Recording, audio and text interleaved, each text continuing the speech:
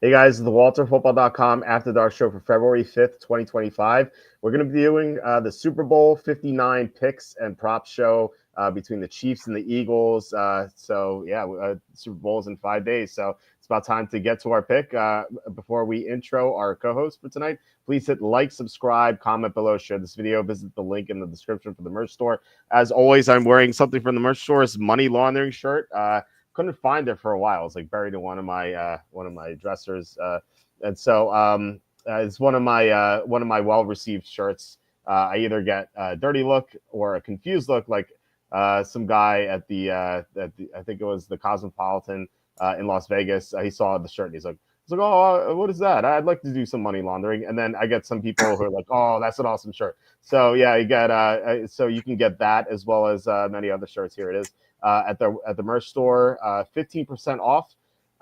Usually you get like 25% off, so you might want to hold off on buying something here. Probably not good business to tell you guys not to buy, but we usually get like 25% off sales. So you can help us out there. You can go to Amazon, buy my books. Jerks of the College Years is my most recent book where I made fun of people during my 6 years at Penn State. Also, how the 2020 MVP was stolen, which is an expose I wrote about how Brett Favre tried to sabotage Aaron Rodgers. So it's quite the interesting tale if you haven't heard it. Also, please consider super chats, super stickers. That's the best way to support the show. These YouTube ads pay nothing in Q1. It's January, February, March. So we really need your help here. You guys have been so awesome with your contributions. John Sanders, Lou, Alan Stafford. You guys have been so great recently. Also, Cam McNeagle. You guys are really like the backbone of the show, and you guys help us out so much. So if you guys would consider helping us out, we'd really appreciate it. All right, we are joined by Evan Daniel. Evan, how are you? And how's your week off from football? Unless you watch Super Bowl. I'm doing well. Week off from football. You didn't watch the Pro Bowl games? You didn't watch the dodgeball, I went. flag football? I watched the Senior Bowl. Actually fell asleep during the latter part of the first quarter because neither offensive line could protect. It was a brutal game. I had no idea the Pro Bowl was on until our Saturday co-host, told me like an hour before the game started. I have never watched a Pro Bowl in my life, so. I actually used to really enjoy the Pro. When I was a kid, I used to love the Pro Bowl. If you remember, if people are old enough, the Super Bowl would be played, and then the week later, the Pro Bowl would be played, and you'd have the winning team from the Super Bowl would play. The quarterback, the players on the winning team would show up to the Pro Bowl, and it was actually a fun game. And when you were a kid, you were always excited watching your players, the players from your team to show up and participate. And I can't say I've watched a Pro Bowl in several years, and I'm certainly not going to watch flag football or dodgeball. I know my 6-year-old was very excited. So he did watch. He was excited to see the Niner players there. George Kittle is doing some spike challenge. But, yeah, it was the first Sunday without football in a long time. I kind of wander around aimlessly, not really knowing what to do with myself. Right. So we got one more Sunday, and then it's time to start following college basketball. Yeah, or the NBA, where the players care so much about it. We've actually done pretty well with our picks. Unfortunately, 0-2 tonight. Jason Tatum, 7-23 shooting, just brutal. Well, you won your before we got on. You said I inspired you for a college basketball live over, and you have already won that bet. So well done on live totals. That's another. I have. I'm behind here. I'm only saying. Oh, you're behind. You already won. You got your number there. So I think we might have to start doing some shows, some live streaming with live college basketball betting, because I don't know a single player in the game that you just bet on. But in about 2.5 minutes, you just won that bet. So congratulations for following my live total strategy. For those of you, well, everyone doesn't know, I bet the Northwestern USC over 147.5 when there's like 3:30 left or 3:40 left. I don't know. Do you care if I share your strategy for this? Sure, you can share my strategy. Yeah, so basically, this works in college basketball mostly, more so than the NBA because the players there actually care.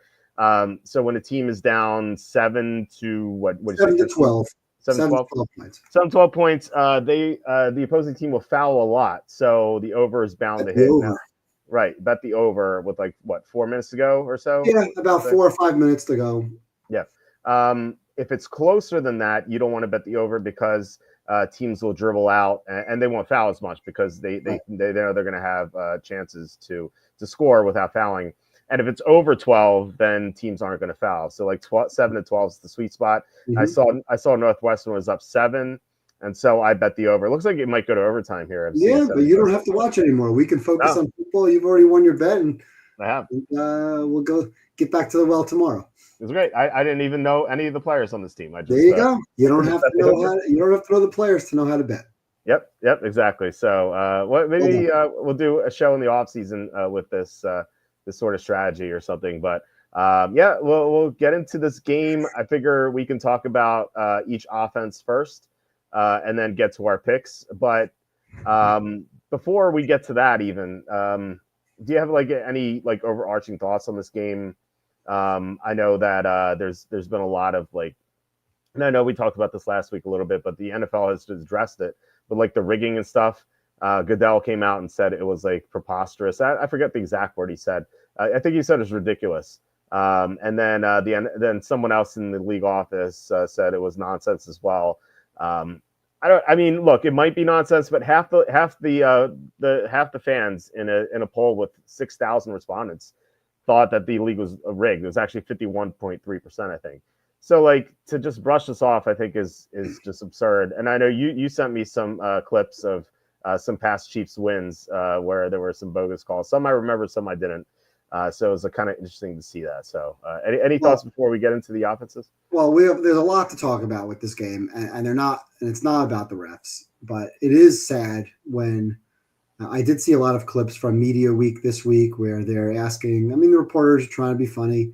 Mahomes took it well. Somebody asked Mahomes, over all the years, you've had a lot of help from a lot of teammates, and who's your favorite ref? And who do you send a Christmas card to? And to Mahomes' credit, he answered the question. He gave a laugh. Obviously, he's probably frustrated and sick of hearing the questions, but he gave a good response. Kelsey was not super happy with when somebody asked him, who do you love more, Taylor Swift or the phantom 15-yard roughing the passer? And he was like pissed off about it. So it's definitely something that's frustrating to listen to. I like to watch these games. I don't believe there's a conspiracy theory, but then you have a whole large contingent of fans that really do think, I don't know if they think the game is rigged or what, but you ask my 6-year-old who's going to win and why. If they, Brandon, why are the Eagles going to win? He says Saquon. And why will the Chiefs win? The refs. So when you have young kids, new generation of fans who, even as a joke, talking about the refs. I mean, I have older people in my life who say that the game is fixed. So it's sad to hear that. And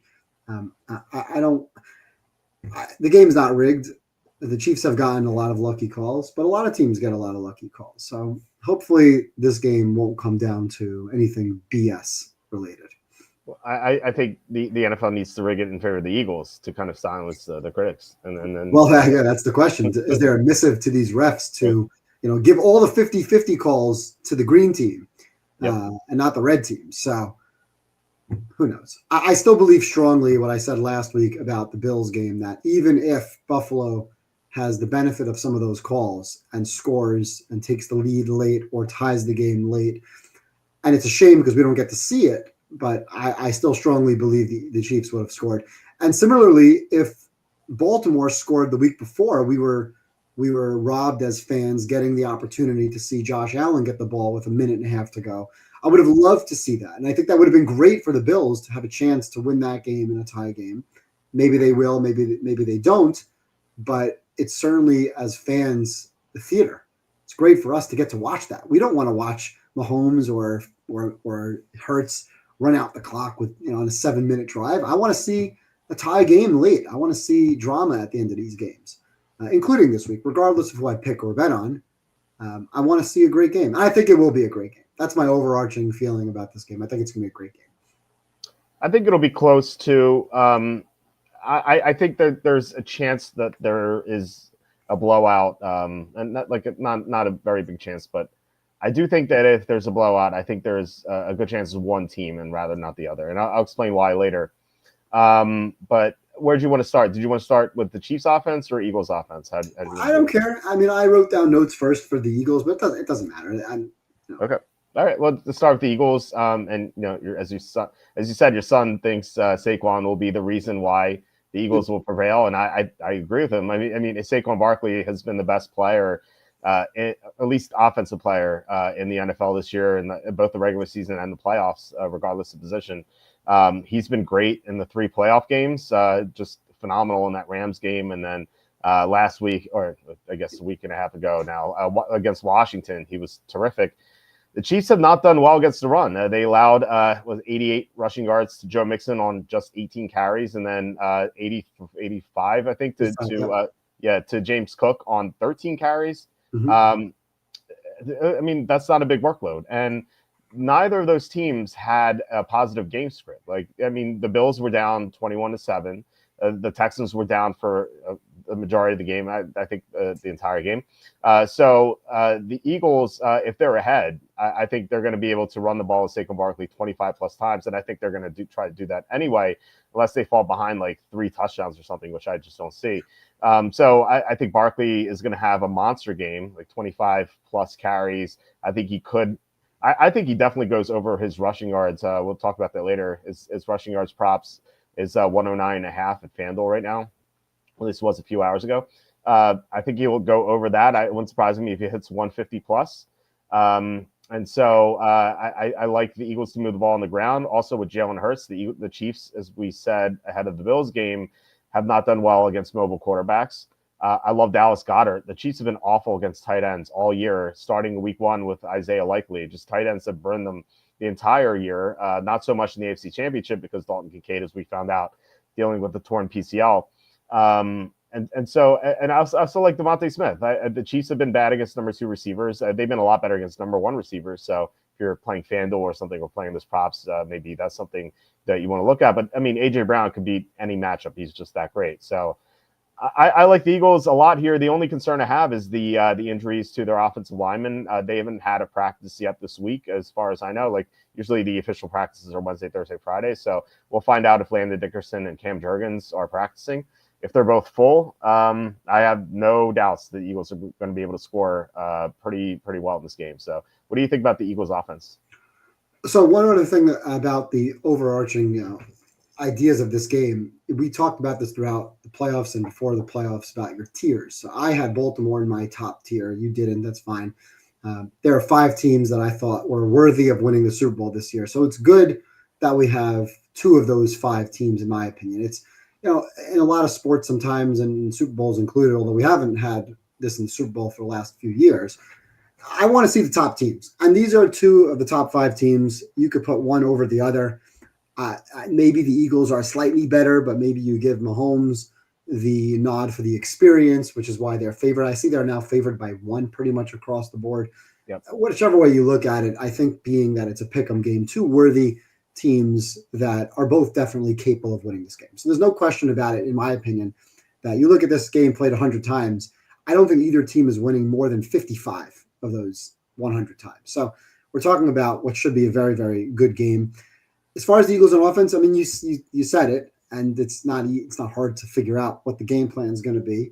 And now Kansas City, kind of surprisingly, they've been good against they were top 10 against the run for the season. But you mentioned the Mixon game, you mentioned the Cook game 2 weeks ago.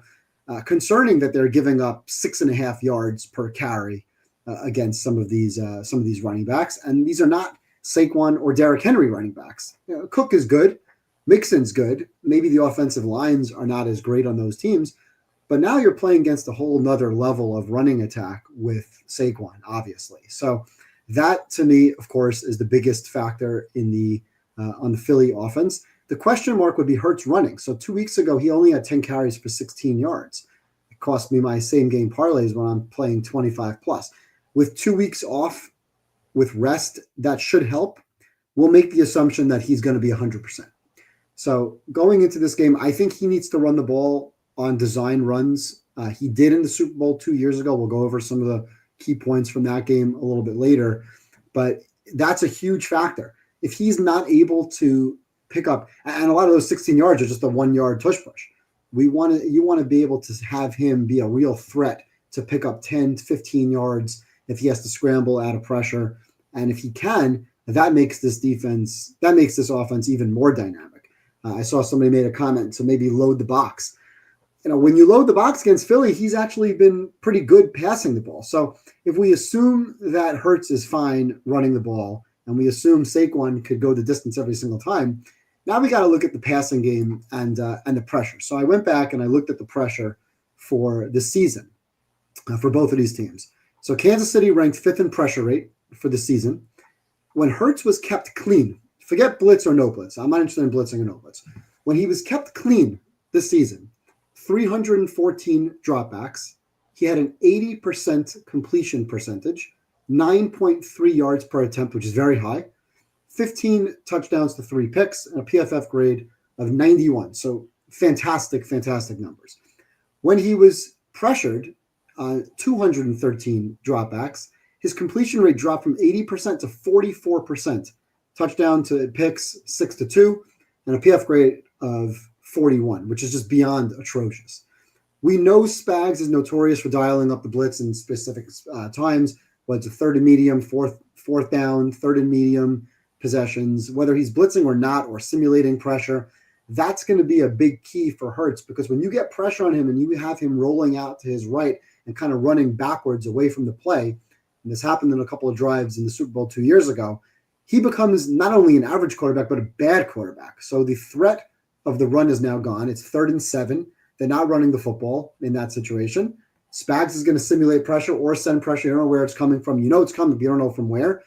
And that's going to be a very big key in this game. If you can get pressure on Hurts, you're going to turn him into a really subpar quarterback.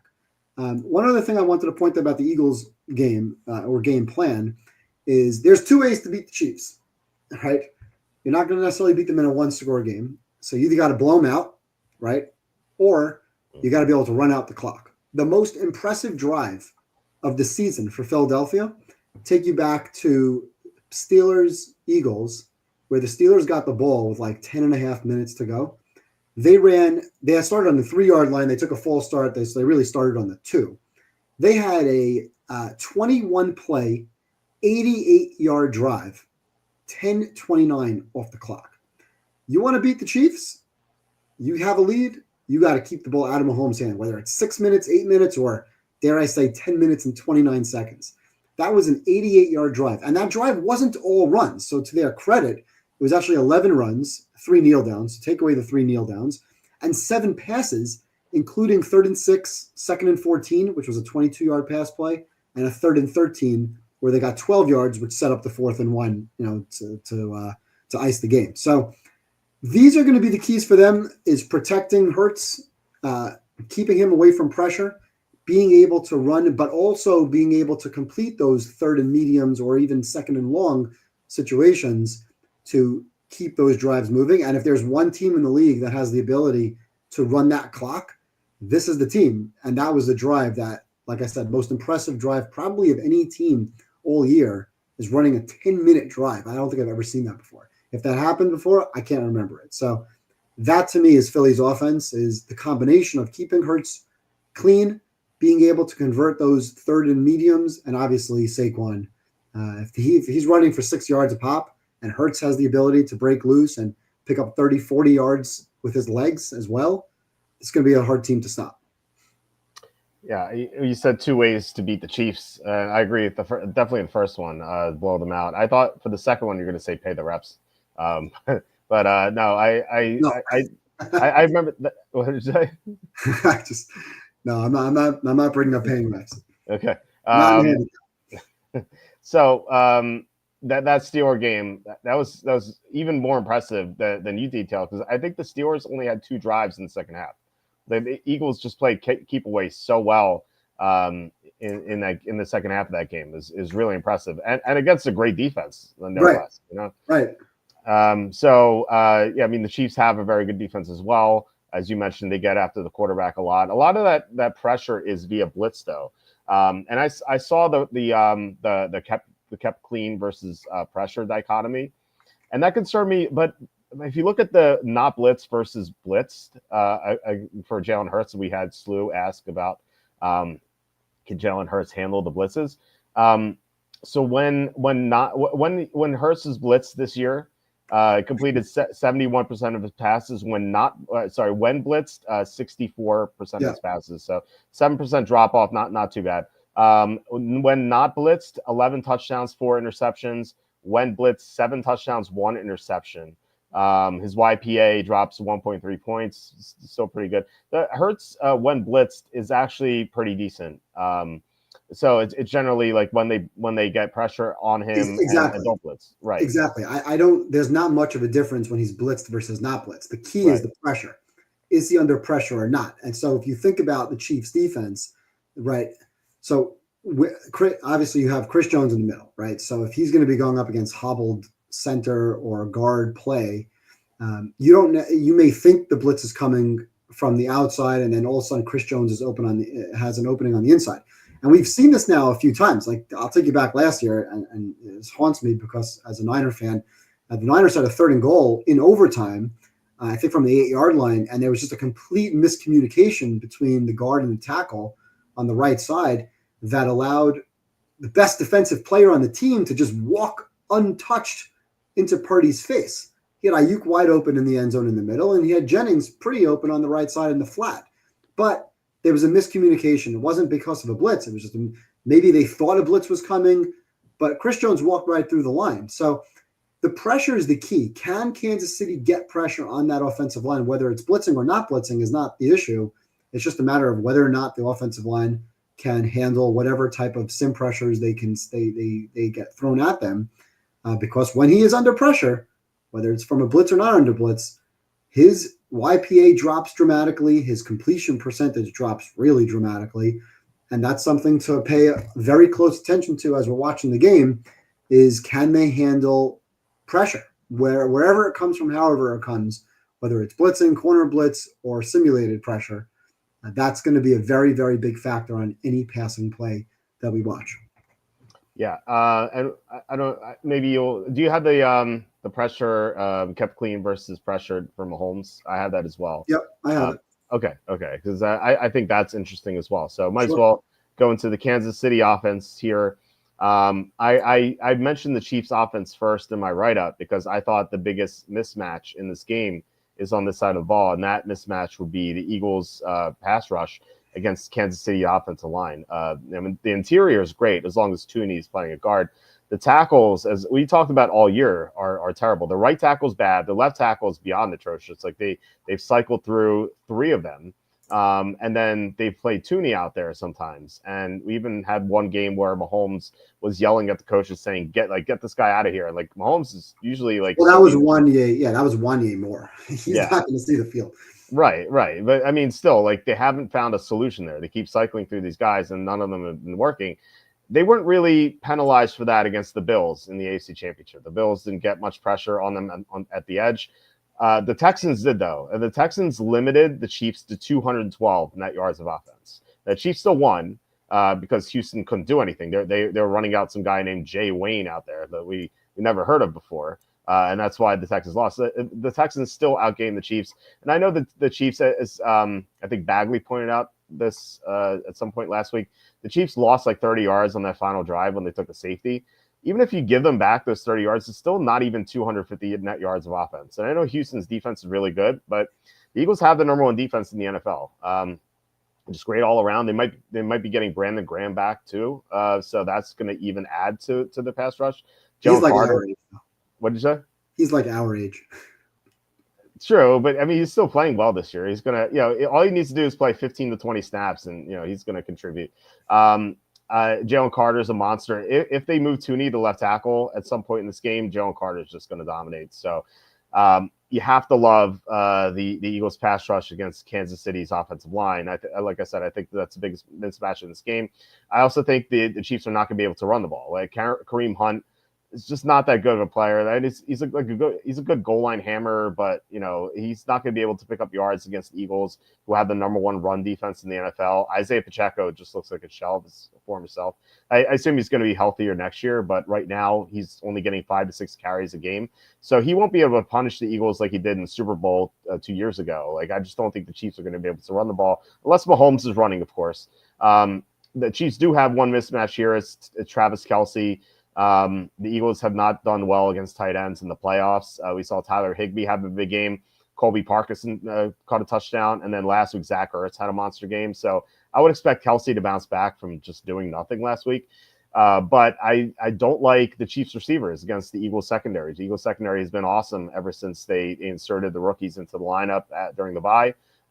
Vic Fangio's done a great job with this defense. I think the Eagles defense will do what Houston did to Kansas City, just frustrate them a lot. The Chiefs are going to get some scoring drives going. Obviously, they have Mahomes and Kelsey, et cetera. But I think the Eagles will win more often than not on the side of the ball. So what do you think about the Chiefs offense? Yeah, I mean, we agree on pretty much everything there. Philly, obviously, the number one defense in the league. YPP, something that I've mentioned many times all season. I want to pull up that YPP, the yards per play numbers. Philly number one at 4.8. So they're number one in the league. They're the only team that's giving up under 5 yards per play, which is obviously very impressive. Now, as far as the playoffs are concerned, Philly has 10 takeaways in the playoffs. Also, they have 0 giveaways. They have 0 turnovers. So that's obviously very, very important. Their takeaways have been keys to pretty much all the games. I mean, obviously, Green Bay started out with a fumble on the opening kickoff. They turned over Washington time and time again. So that's going to be a very, very important factor here. They're creating turnovers. To their credit, guys in the secondary, they're punching out the ball, they're recovering, they're making good plays in the secondary with picks. So that's something that's very important. Also, they're number one in pass defense. So it's not just the rushing defense. Rushing defense doesn't even matter. Like you said, Kansas City's got no run game whatsoever. Their best runner is probably Mahomes. So at least their most dangerous runner in this game is Mahomes. So I don't care. They're number 31 running the football. So it doesn't matter what Philly's run defense is like, but they're number one passing at 5.5 yards per play. They're the only team that's given up for the season under 6. That's actually a big difference, a big deal. A half a yard every single time there's a passing drop back relative to the rest of the league. So they're significantly, they're way the best defensive pass defense in the league. So I was trying to look, like you said, you brought up a couple of points about Kansas City, which are all true. Like their offense is not as sharp. We know they have no run game. They're not getting the ball downfield. Fangio is not going to give up plays downfield anyway. And other teams have kind of taken away, they haven't put up real points throughout the season. I brought this up 2 weeks ago. I brought it up a few times before. And I think the first time I brought it up was after the Monday Night Football game against Tampa. And it was Aikman who said it. And I guess I was thinking it. I just wasn't really articulating it in my brain that Kansas City on 3rd and 6 gets 7 yards. Kansas City on 3rd and 3 gets 4 yards. They kind of get exactly what they need. It's not flashy. It's not great, but they do the bare minimum to win these games. They do the bare minimum to convert first downs. And what we saw, and I was going crazy about this in that Raider game, you may remember, where they had a late game situation where they led by 2. And it was 3rd and 2 at midfield, and it was right before the 2-minute warning. And any team that's looking to win that game is going to for sure run the ball because we're going to run the clock to the 2-minute warning. The Raiders, I believe, were out of timeouts at the time. And then if it's 4th and 2, you probably still run, or 4th and 1, of course you're going to run. What do they do on 3rd and 2? Before the 2-minute warning, while the clock is moving, they throw the ball deep, and it wasn't even close. And it was an incomplete pass. And I heard Nick Wright, who's a big Chiefs guy, come on and say, you know what? And maybe he's right, maybe he's wrong, maybe this has no validity, but Kansas City is not playing that game to beat the Raiders. Kansas City is running that play because last year in the playoffs, they needed to throw the ball deep on a 3rd and long situation, and they wanted to get practice reps. They know what they're doing. Now, was it the wise move at the time? I didn't think so, but that's the type of play that they have throughout the season, so it doesn't look good. The stats don't tell the truth about how good this team can be, because theoretically all they've done is exactly what they've needed to do to win every single game, and they basically won every single game other than the Bills game. Now, the Eagles haven't lost a game with Hurts playing the full game since like week 4. But Kansas City, we can't necessarily penalize their offense for not being that great when we really don't know how great they can be. I didn't think personally 2 weeks ago they were going to put more than 23 points, which is why I picked the Bills. They needed to score more than 29, so they scored 32. If they needed to score more than 32, remember, they took a knee to end that game. If they needed 39, they probably would have gotten to 39 as well. So it's just something where I don't want to look throughout the season at their statistics against teams like Houston and whatnot. And again, I agree Philly is better than all those teams because they're the best defense in the league. So can they slow down Mahomes? Yes, they definitely can slow down Mahomes. There's not going to be a run game. But when it's 3rd and 5, can they hold Mahomes to 4 yards or 2 or 3 yards? Because we don't want to give up 4th and 1 or 4th and 2 either. So that's where I feel like it's going to be a grinded out type of situation. And we'll talk a little bit more soon about the game from 2 years ago, which I watched again last night, just to kind of get a sense. And again, I think it's somewhat different teams, but given the coaches and quarterback play, I think that's somewhat of a similar game script. It's that timely situational on both sides of the ball with the Spags. We talked about the Spags blitzing and Mahomes to Kelsey when it's 3rd and 6 to get exactly 6 yards. Or dare I say, when it's 3rd and 6, get a holding penalty. But that's where I feel like Kansas City will be able to move the ball, will be able to pick up first downs, will be able to grind it out. It won't look pretty. It's not going to be a Tyreek Hill 40-yard pass play on 3rd and 15, but it might be a pass out of the backfield when it's 3rd and 9 to Samaje Perine for 12 yards or a Mahomes scramble for 12 yards. So that's where I think that even though you're right, the edge is on the Eagles' side. The Mahomes factor and the situational factor, the fact that they've gotten what they needed to get time and time again all year and all of his career in the playoffs leads me to believe that they'll be able to move the football. And I don't think it's going to be a blowout. You say, oh, it could be a blowout. I don't think either team is getting blown out. I'd be shocked if either team found themselves. That Super Bowl a couple of years ago with Tampa, that was a lot of backups. So I understand Caliendo has been awful, and that's a huge mismatch with Jalen Carter on the inside. But I think that Mahomes will be able to kind of negate that pressure by throwing quick passes. That quick screen, get Hollywood Brown out in space, get Worthy out in space. And I think that short, grinded out, long methodical drives will be how Kansas City moves the ball. I do think that if Mahomes trails here, he could be in trouble. I kind of wanted to bring up the kept clean versus under pressure for Mahomes too. Now, it's not as big of a dichotomy as you mentioned with Jalen Hurts, but I think that it's kind of interesting that whereas Hurts was what? He was when kept clean, he was 79%, when under pressure, about 80%, 47%. Mahomes, when kept clean, is 74% this year. When under pressure is 49.7%. Mm-hmm. So there is a sharp decline there as well. It's not as big of a decline as with 100%. Hurts. Yeah. So that is a way to rattle him. And I mean, this is an offense that hasn't done much all year. Like, it's been their defense that has carried the team, despite Mahomes, despite Kelsey, despite Worthy coming on late in the year. Their offense hasn't been that impressive for most of the season. And so this is just such a tough matchup for them with the Eagles pass rush. So yeah, if it's a close game, yeah, Mahomes can counter that by getting rid of the ball quickly. But if the Eagles go up, and Mahomes has to throw more and just can't rely on these quick passes, I think that's when they could get in trouble, and that's where the game could kind of get away from them. And that's why I said that I think there's a chance the Eagles blow out the Chiefs. I don't think that the Chiefs will blow out the Eagles, barring some crazy injuries or some weird turnovers, return for touchdowns, like a complete outlier game. Yeah, that's possible, but I really don't see it. I do think that the Eagles could blow out the Chiefs if they go up, and then the Kansas City offensive line just can't block at all. I think that's just a recipe for what we saw in that Tampa Kansas City game. But I do expect the game to be close. I'm not saying it's definitely going to be a blowout, but I think there's at least a decent chance. Maybe not decent, but somewhat realistic chance that this game is a blowout. You talk about the pressure. So a couple of years ago against Tampa, Tampa got pressure on Mahomes 31 times, and 25 of those 31 pressures were when he was not blitzed. So similar to Hurts, Mahomes, it doesn't really matter if you blitz him or not, right? I probably wouldn't blitz him because I'd be too afraid of him understanding where to go with the football. He's just too smart. He moves well in the pocket. He'll figure out where the hole is, and his experience level. He's just too good. But if you get pressure without blitzing, like Tampa did a couple of years ago, 25 times out of 31 he was pressured, and on those plays, or on the 31 pressures, he attempted 26 passes. He only completed 9.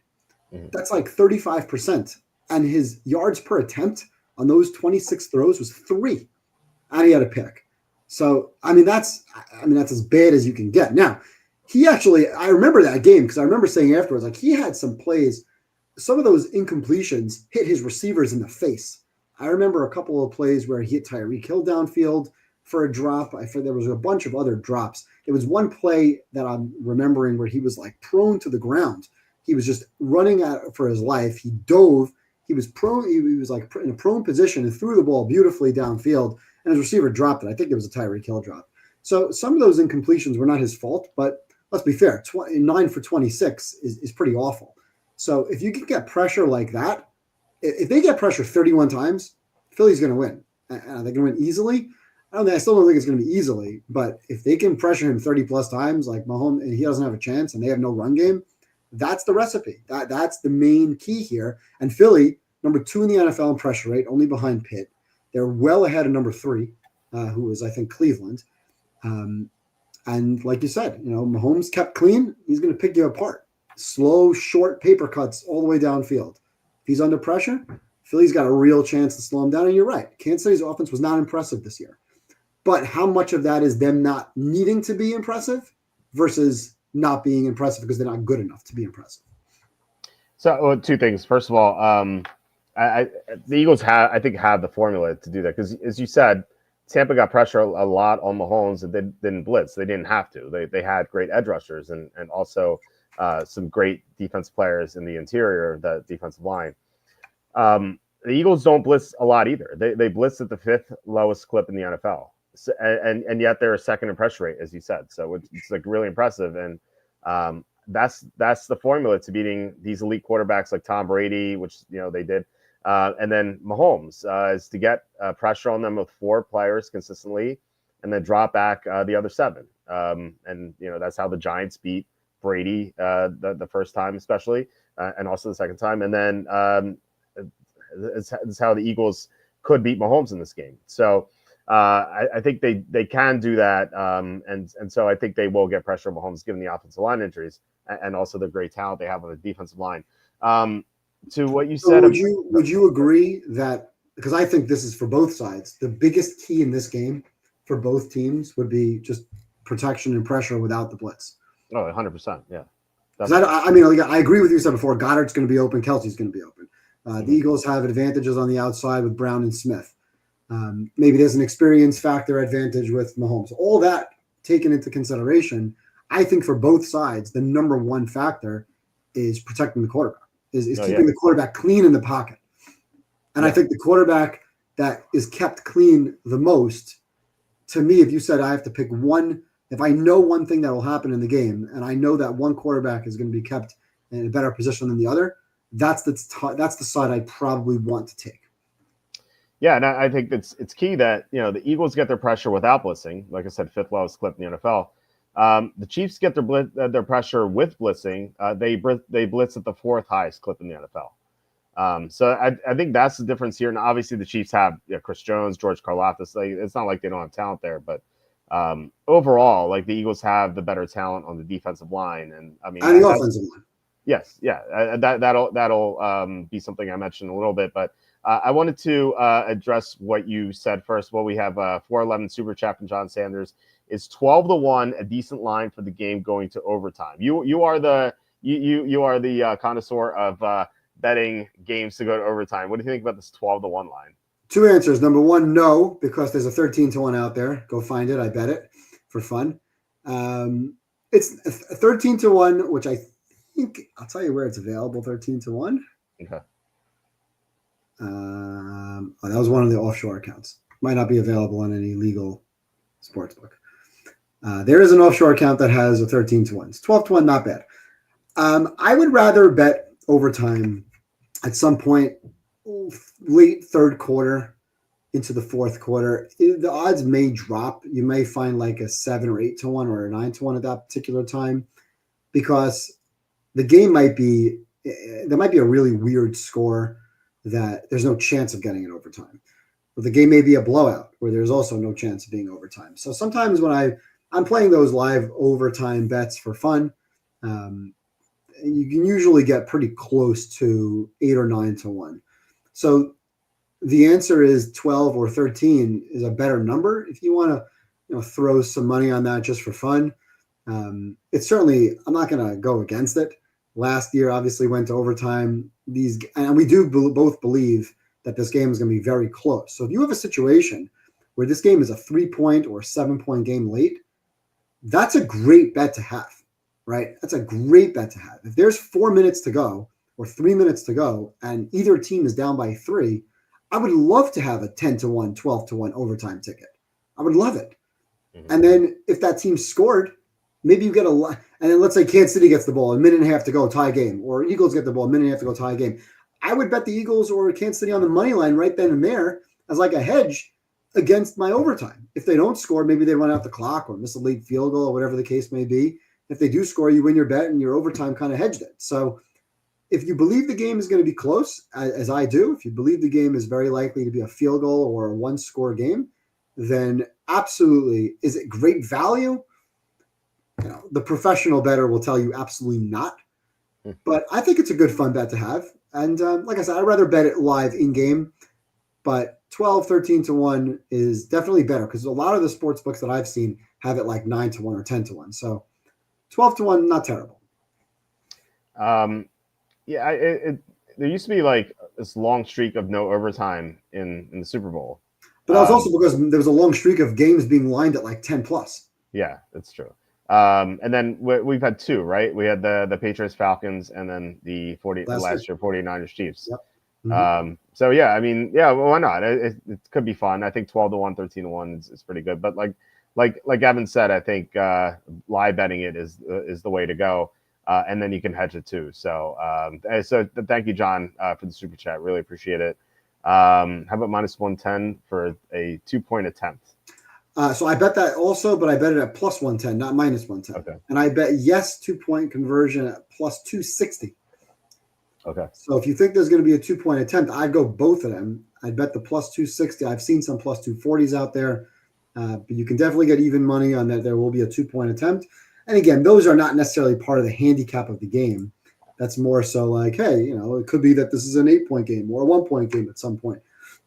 And also, there's a propensity for these teams both that they are confident in their ability to get that 2, that if there's a situation even in the third quarter, in the olden days, nobody would go for 2 before the fourth quarter.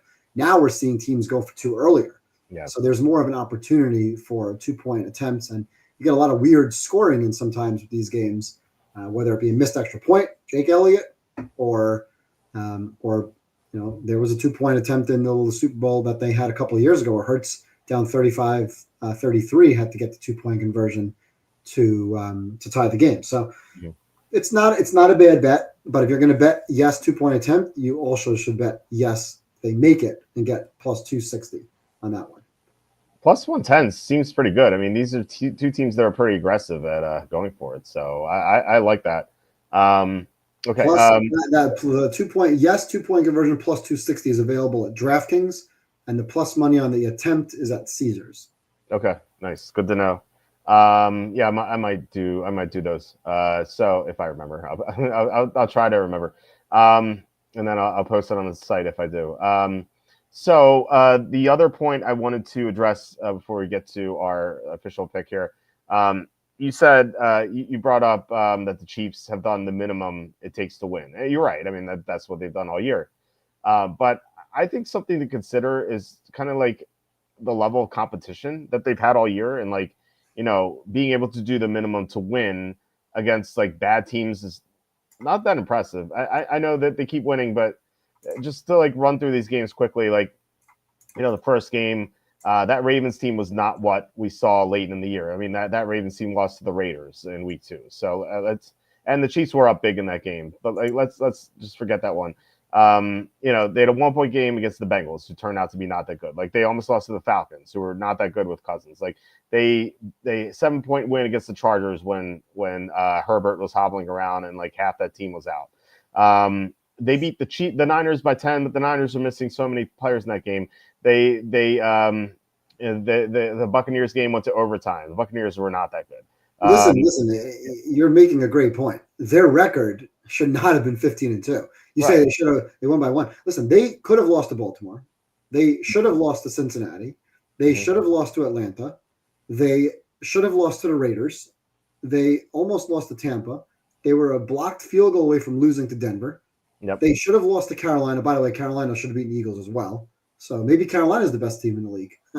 They were a drop pass away from the Philly win, and they were I think was that the game they fumbled late, or was that a different Carolina game where Hubbard fumbled? That was against Tampa where they That Hubbard. was against Tampa. Okay, Yep. The Raider game, like I said, should have lost.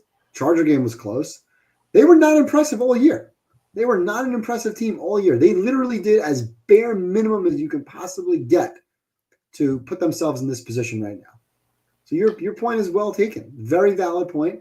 This was not an impressive team, but they still found ways to win these games. And I'm not really referring so much to these games. It's more the playoffs as a totality of Mahomes and his career that they found ways to win. So I kind of look at the Chiefs as not a one-year wonder.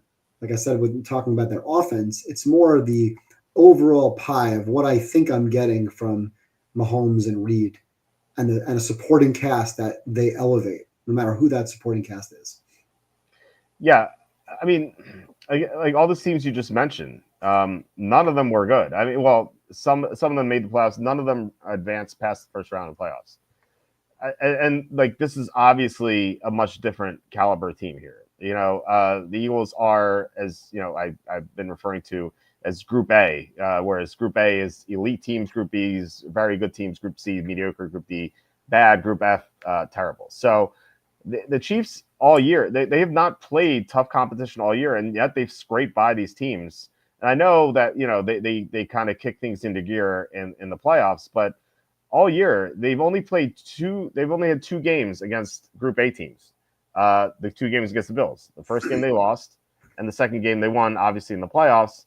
But the Bills outgained them, and we know what happened with some of the calls. So really, like, it's just not that impressive of a resume. Like if you compare it to what the Eagles have done, I think it's just way more impressive. Yeah, they had that near misstep against Carolina, but otherwise they've taken care of the competition pretty well.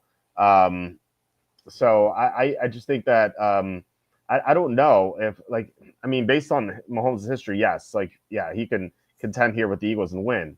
But I just think that this team and like really this offense mostly is just not good. Like I don't know. Like they haven't done well all year. Even the playoffs, like one of their two playoff games, they couldn't move the ball, and they could move the ball against the Bills. But as John said in the comments, the one that I pulled up, like the Bills' defense was just not good this year. They've feasted on turnovers, but otherwise they just haven't been able to do very much. They struggled in some facets.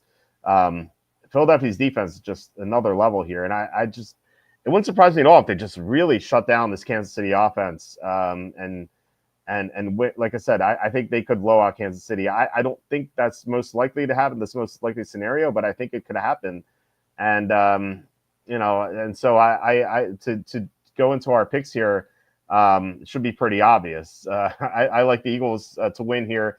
My predicted score is 23-20, but I think that. So I like the under. So I think that I think there's a decent chance the Eagles win by 7, 10, maybe 14 or so. And I think this might be more lopsided than people think. A couple points here. One is if anyone is like, how can you bet against the Chiefs? They have Mahomes. To run, I'm not going to mention every player here. This is on my site. I have this list here of how inferior or how the superior quarterbacks have done in the Super Bowl dating back to 2000.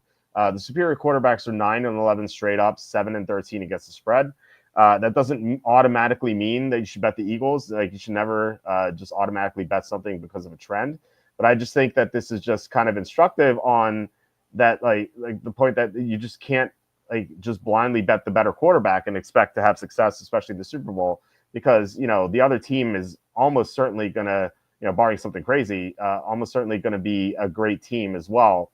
And if they have the inferior quarterback, chances are that they are better everywhere else. And I think that's the case here for the Eagles. If you take out quarterback and head coach, and I think Mike said this, I'm not sure. Let's see. Yeah, John said it. I like the Eagles everywhere except for QB and head coach. Yeah, if you were like every other position, I think the Eagles are equal or better, and in some cases, much better. I just think the Eagles are the better team. They've been the better team all year, except for the couple of games in weeks 3-4, 2-3-4 when AJ Brown was out, and then Devontae Smith and Lane Johnson were out. Like that Tampa loss, like they didn't have anyone. Ever since the bye in week 5, this team has been, I think, the best team in the league. I think they have the best player on the field, Saquon Barkley. I think they have the best defensive player in Jalen Carter. And Chris Jones is incredible, but Jalen Carter has just been a monster this year, and Chris Jones is over 30. So I like the Eagles here. My only concern is the injuries to the two centers, Dickerson and Jurgens. You have to watch the injury report if both are out. I won't be as confident, but I do like the Eagles to win the Super Bowl for a fairly decent wager. So what's your pick for this game? Well, before I get to the pick, so I agree with everything you and everybody kind of says. And I think it's fairly obvious that if you take away coach and quarterback, there's no question that the better team, the better overall team is Philly. No question about it. Mm-hmm. And if you look at blind resumes, and if I gave you all the stats and all the wins and I took away the names of the teams and the players on the teams, so that this is team A versus team B, the resumes don't necessarily compare. The Chiefs' resumes is pretty mediocre at best. And you can kind of look back 2 years ago, and I just pulled up now the records. 2 years ago, Philly was probably the best team in the league all year by a wide margin. They had a relatively easy schedule, and that was one of the big bets I made before that season started. Is their over? I think their over win total 2022 was 9.5 to start the year, and you could have gotten plus money on the division. It was one of the first bets I made in that summer, but they were by far the better team then as well. Kansas City kind of stumbled through the season. They didn't stumble; they went 14-3, but it was a similar 14-3. A lot of those games were close wins that I'm looking right now. They beat Tennessee, who was a terrible team at the time, in overtime. So if you look at this year in a vacuum by itself, yes, the resumes speak for itself. There's no take away, throw out experience and whatnot.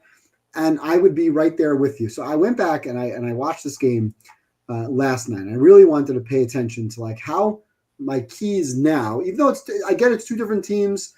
And there's obviously the Eagles are probably better now because they have Saquon, which is a huge difference maker.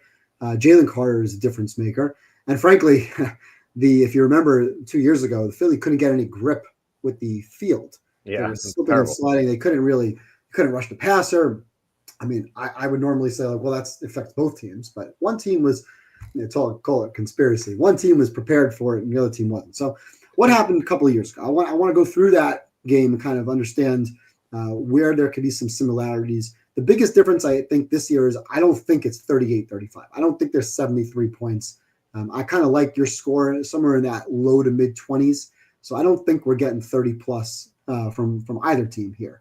So Eagles move the ball very well. I'm watching that game. The Eagles are moving the ball pretty much at will. They built a 10-point halftime lead, and that was despite them also with a weird fluky fumble recovery for a touchdown. So Kansas City benefited early they tied the game at 14 on like a weird play where Hurts kind of rolled again, had pressure to his right, and kind of just dropped the ball, and it was picked up and ran in.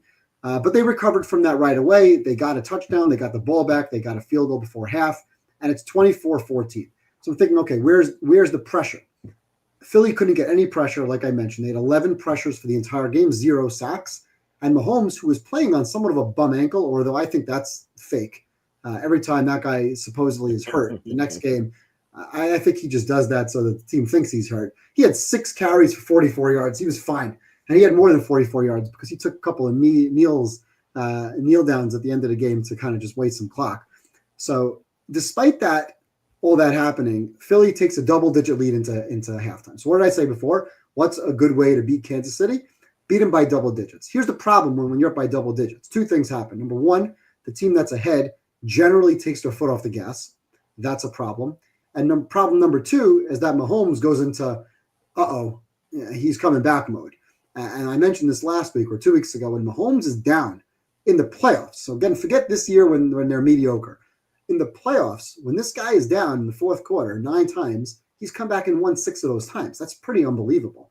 Not to mention he's won 17 straight one-score games. But again, a lot of those games are against significantly inferior opponents than what he's going to face this week. So second half, what happens in the second half? Again, Eagles are a very good team.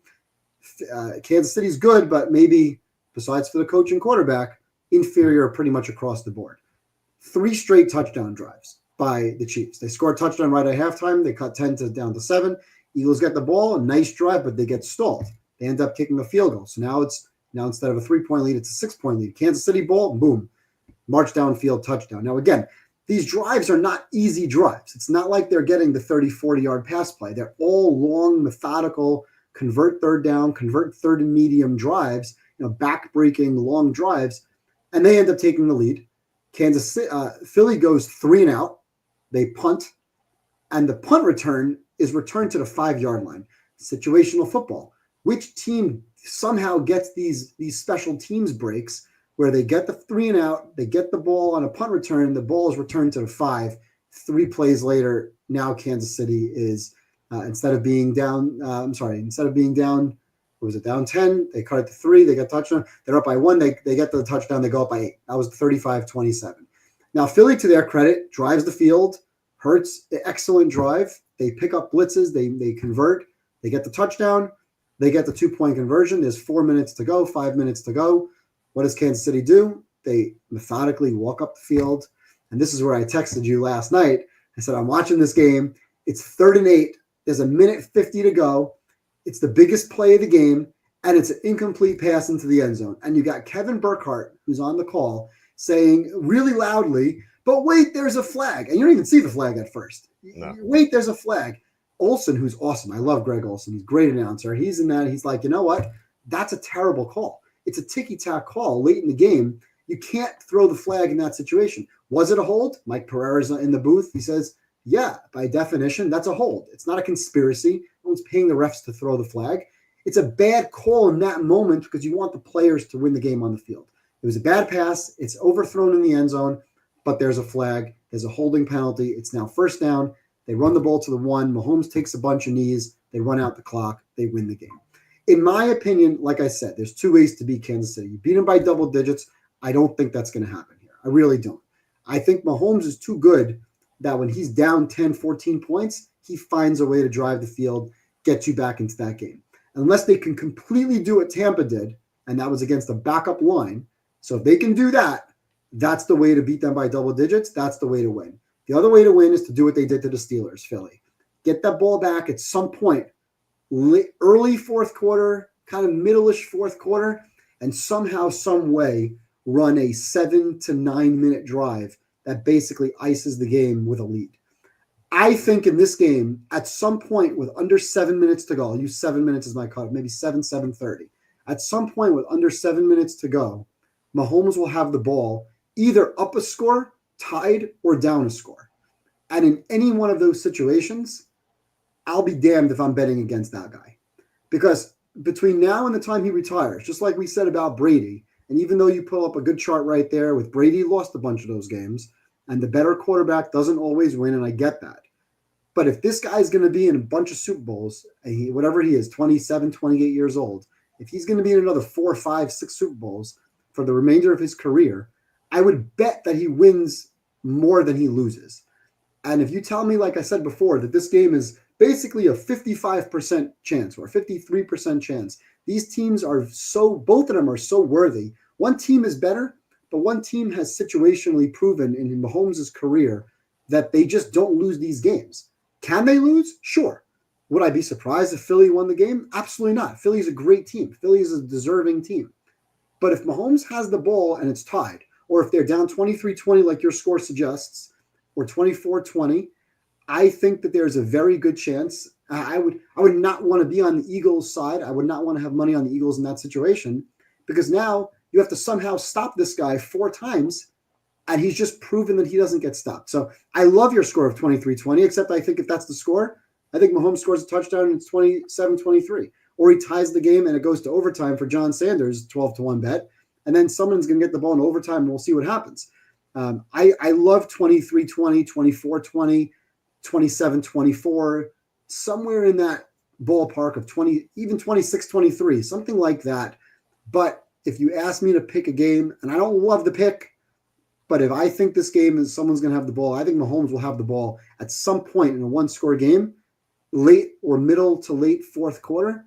That's where I'd rather have my money, whether it's a call, a hold that might be a phantom hold, or some sort of BS roughing penalty that he somehow figures out a way to manipulate and get, I think he's able to get that first down, keep the clock moving, situationally get the score that he needs. So I would pick Kansas City 27-24 if you made me pick a game, pick a spread. I do think it'll be a one-possession game. My favorite bet of the game is not Kansas City or Philly. It's Philly on the teaser. And the line now dropping to 48.5 allows you to get a 6-point teaser of 42.5, which is very important because your 23-20, I think, is a very valid guess and a very, I won't say likely, but a very possible score. When it was 49.5, you have to buy the extra points to get down to 42.5. At 48.5, you can get right down to 42.5. Now the line is 1, so I'd wait for that 1.5 to come back because a 6-point teaser gives you Philly 7.5 over 42.5. I love that bet. I would be shocked if Philly lost this game by more than a touchdown because I know that Kansas City, when they have a lead, is so good at running the clock and doing exactly what they need to do to win that game by 7. They're definitely not foot on the gas going up by 14. And if they are up by 14 earlier, I'm confident that the Eagles can come down and score. So I love the teaser number. If you're playing with FanDuel, you can run some alternate lines. You can get Philly 7.5 or Philly plus 4.5 with some overs in that 39.5 to 42.5 range. I don't love a lot of points. It wouldn't shock me if this game was like 20-17, but I would take my chances with that total. And like I said in last week's show, I know you talked about hedging, and we'll talk about that probably in a few minutes. There are same game parlays that you can create with Eagles side or Chiefs side. Like, hey, I like Hurts to get 150 yards passing. I like Saquon to get 70 or 80 plus yards rushing, right? I don't even have to get to 100 or 117 or whatever his number is. Give me Saquon 80 plus, Philly plus 7.5, over 36.5 points, and maybe throw in a Goddard 25 plus yards and maybe an A.J. Brown 25 plus yards. I think it's very safe. And I don't know what that pays, but if you say, hey, I want to look at an Eagle SGP, give me Hurts 150. I'll take away the Hurts 25 yards rushing because it burned me last week. But Hurts 150 yards passing, AJ, Devontae, and Goddard 25 each. It's very, very manageable number. You can ladder these and play them at 40 as well. Eagles plus 3.5 or 4.5 or 7.5 over 36.5. I think that's the best way to bet this game. Eagles with the points over 36.5 to 42.5 points. And that's where I really, really think this game is played. 23-20, 24-20, Kansas City ball. Kansas City an opportunity to come down, tie or take the lead. And will they be able to run out the clock with 1:54 left? Or will they kick that field goal or score a touchdown? And now Hurts has a chance with a minute or a minute and a half left. And that's what I would love to see. I would love to see a back and forth late game situation. I don't really have a rooting interest in this game either way. I don't really care. Frankly, I don't really care to see Taylor Swift on my TV again. I don't like or not like. I mean, I appreciate watching Mahomes as a great football player. I can't stand the refs and the calls sometimes, but I don't dislike the Eagles. I think they're a very worthy team. I think this is going to be a great game. But when push comes to shove and you have money on the line and Mahomes has the ball, I as a Niner fan, I've watched it without money, and it's a horrible feeling knowing that guy's got the ball and you got nothing. There's nothing you're going to do about it. To touch on what you said about the score with, a 3-point game likely to be Kansas City win, I in my mind, I envisioned it being like 23-13, and then Mahomes gets a touchdown at the end to make it close. So I do think that would be a dominating Eagles performance to hold that team to 13 points throughout the game. Yeah, but then again, Houston, they would have to get 25 plus, 20 to 25 plus pressures, a good 4 or 5 sacks.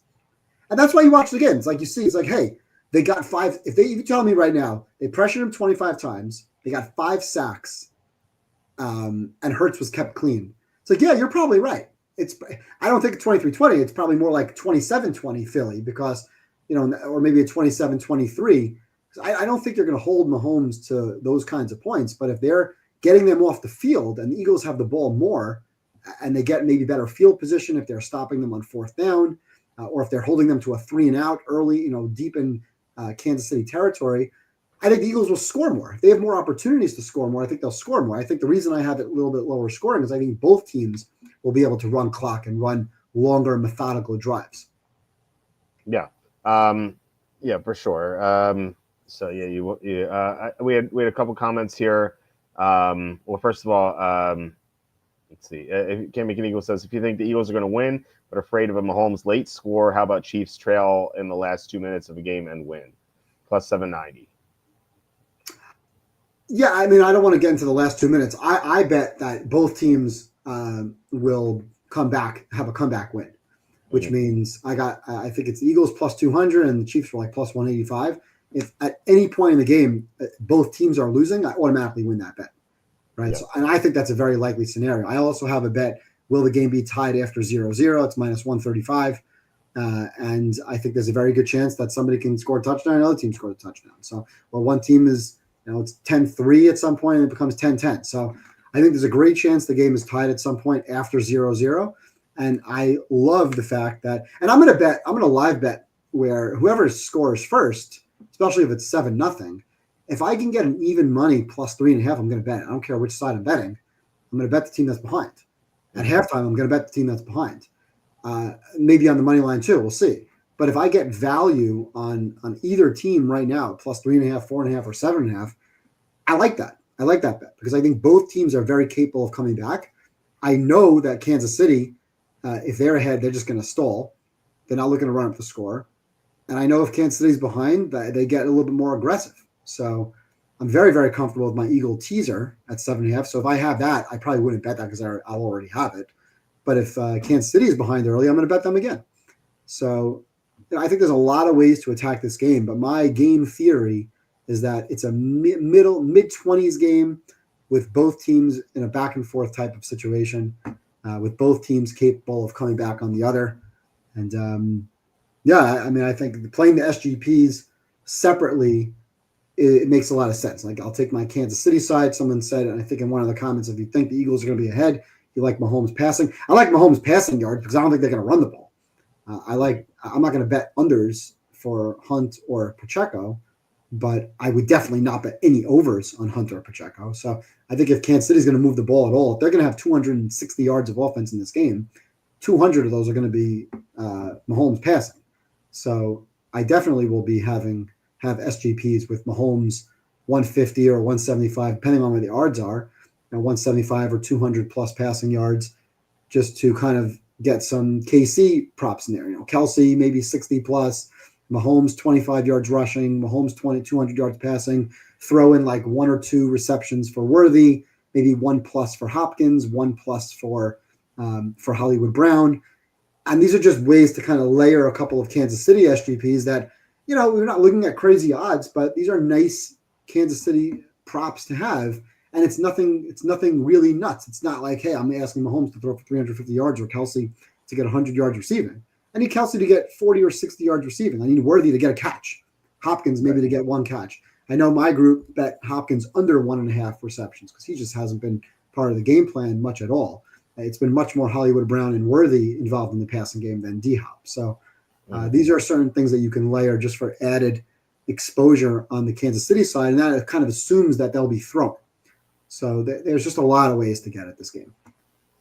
Interesting, the Hopkins under receptions. I was looking at Hopkins on the receiving yards, but that makes sense too. The catches. Yeah, he's run like 13 or 15 routes or something in some of these games. Like he's not involved in that game plan. Yeah, it's kind of weird that he just went away. He had a big game in a Monday night game. Was it against Tampa? And then he's just kind of disappeared. It's kind of like Juju Smith-Schuster, where he had that big game against the Saints on Monday night, and then he went into witness protection. And then, like, last week, he just emerged out of nowhere to get, like, 60 receiving yards and be in the winning showdown lineup on DraftKings. But we had a question from John asking what the Panthers' odds are for the Super Bowl 60 next year. Panthers are 130 to 1 on FanDuel, and I just got very tilted looking at FanDuel because, first of all, I didn't know that FanDuel had Super Bowl odds because they didn't last night or this afternoon. And I did that because on Saturday, Tom and I were looking at Super Bowl 60 odds, and I mentioned the Redskins at 20 to 1 is something I liked a lot. The Redskins, I mean, we were backing them for most of the year, and they're going to have the 3rd most cap space in the NFL. Like they could conceivably get Myles Garrett, T. Higgins, and Ronnie Stanley. I don't know if like Stanley can be franchised or whatever, but they can have all the money they want, and players want to go there. Like we know that players want to play with Jane Daniels. So I think the Redskins are a great bet to win the Super Bowl next year. And I would say I'm tilted because What did you say the odds were on the Redskins for the Super Bowl next year? What were those numbers? So 20-1 in DraftKings. 20-1's not enough. What'd you say? Not enough. Not enough. No, I think 20-1's it's not enough. well, the Eagles were 17-1 this year, and I thought that was a great number. But I don't know. I think the Redskins are a top 3 team in the conference. So I like in the conference. Yeah. I mean, they got to the NFC Championship. Like, you know. I mean, we rode them all year, but I think we're overrating them a little bit if we're top 3 in the conference. It was better. I mean, we don't know what's going to happen in free agency with some of these teams, and we know they're going to be better with $79 million. Like, we know they're going to be better. But right now, I had them behind. I had them behind the Rams now for this season. For this season, yeah, sure. The next season. Well, the Rams are trading Cooper Kupp, so that's obviously going to be a big loss. I mean, listen, I want to believe that the Niners are going to rebound and figure out a way to be a little bit better than what they showed this year. Have somewhat of a bounce back season. They're definitely a top 5 team in the NFC. 20-1 is just. I don't think it's enough value for me to play at 20-1 right now because they're still behind Baltimore, Kansas City, and Buffalo for next year, and who knows what some of these other teams do. And it's just too Jane Daniels being young, second year, injury prone, maybe. I just don't want 20-1. I think you might get it better than 20-1 at some point in the season. I'd rather bet Washington on the over for win total and maybe for the division rather than Super Bowl futures. My thinking is if they trade for Myles Garrett, that 20-1's gone. Like they are one of the top candidates to trade for him. Like with all that cap space and the need, and like I imagine he'd want to go there. Like, and it's an NFC team, so I don't know. I think like whatever they do in free agency, as long as they don't screw up, I think that 20-1's going to be gone sooner rather than later. So, anyway, I say I'm tilted because with FanDuel, which did not have Super Bowl odds 6 hours ago, I just saw 22-1. So I was like, whatever. It's not like a huge deal, but still, I was pretty tilted. But I do like Washington a lot. I bet them. What else do we have here? So Slew says Saquon Barkley 100+ rushing yards and Eagles win plus 145, or Mahomes 225+ passing yards and Chiefs win at plus 140. Then add a 50% boost. I think that Mahomes' passing yards correlates more with the Eagles winning, but I mean either way, I do like it. You save your 50% boosts for something a little bit more juicy than that. Like what? Something that might be like in the 10-1 range. Okay. Take advantage of the 50%. Let it buy you 50 basis points instead of 1 or 2. Yeah, you can use it on first touchdown or something or anytime touchdown. Although those aren't. I would save the 50% boost to like go across the board. Mahomes 200, Hurts 150, Mahomes 25 rushing, Kelsey 40 receiving, Brown, Goddard, and Smith 25, Saquon 80+. Now you throw like 10 or 12 things together that are minimal numbers. Add in the Worthy 1+ catch, the Hollywood Brown 1+ catch, maybe a Juju 1+ catch. And now all of a sudden, those minimal numbers that you're looking to hit pays like 12-1. Because you're throwing a lot of -600s at the wall. Yeah. And now you take your 50% boost, and now your 12-1 becomes 18-1, and now you're sitting there. I actually want to build this sort of parlay in a bit. But yeah, anyway, so something I also wanted to get to, player prop and same game parlay. So for every national TV game that we've done this year, we've had a player prop bet and the same game parlay. My favorite player prop for this game is Dallas Goedert over 50.5 receiving yards. As I said, Chiefs so bad against tight ends all year. I think this should be able to hit. I know it's a high number. 50+? Was that your number? 50? 50.5. Okay. Yeah, I think that hits. We saw it likely did week 1. I mean, the tight ends all year against the Chiefs just been dominating. My same game parlay, which is not going to be the same as the parlay we're going to build. This is just the natural numbers. So Dallas Goedert over 50.5 receiving yards. Travis Kelce over 60.5 receiving yards. Saquon Barkley over 110.5. It's now 109.5. And Isaiah Pacheco under 21.5 rushing yards. Thinking behind this is, I think Barkley's is going to dominate on the ground against Kansas City's poor run defense. Kelce is going to be the main cog of the passing offense for the Chiefs. And Pacheco hasn't gotten more than 6 carries since week 16. He just doesn't look like himself. So this is a $25 parlay, pays out $253 on FanDuel. So that's kind of the tradition we have with these same game parlays. Do you like those sides that I have? Yeah. Okay. Let's see. And then MVP picks. I bet 3 players to win MVP, sort of. So Saquon Barkley is plus 260 to win MVP.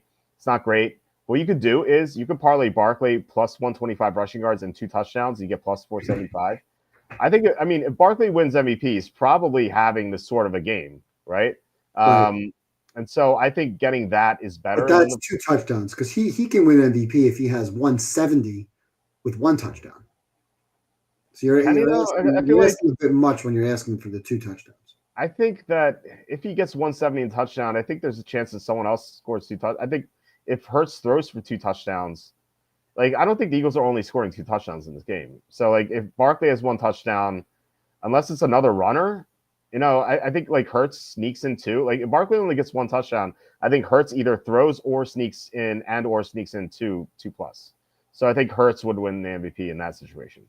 Mm-hmm. You know what I mean? Like I do think like Barkley wins MVP. I think it's 125 plus and 2 touchdowns. I think that's what's gonna happen. And also, Barkley could have this sort of a game in a shootout, and the Chiefs win.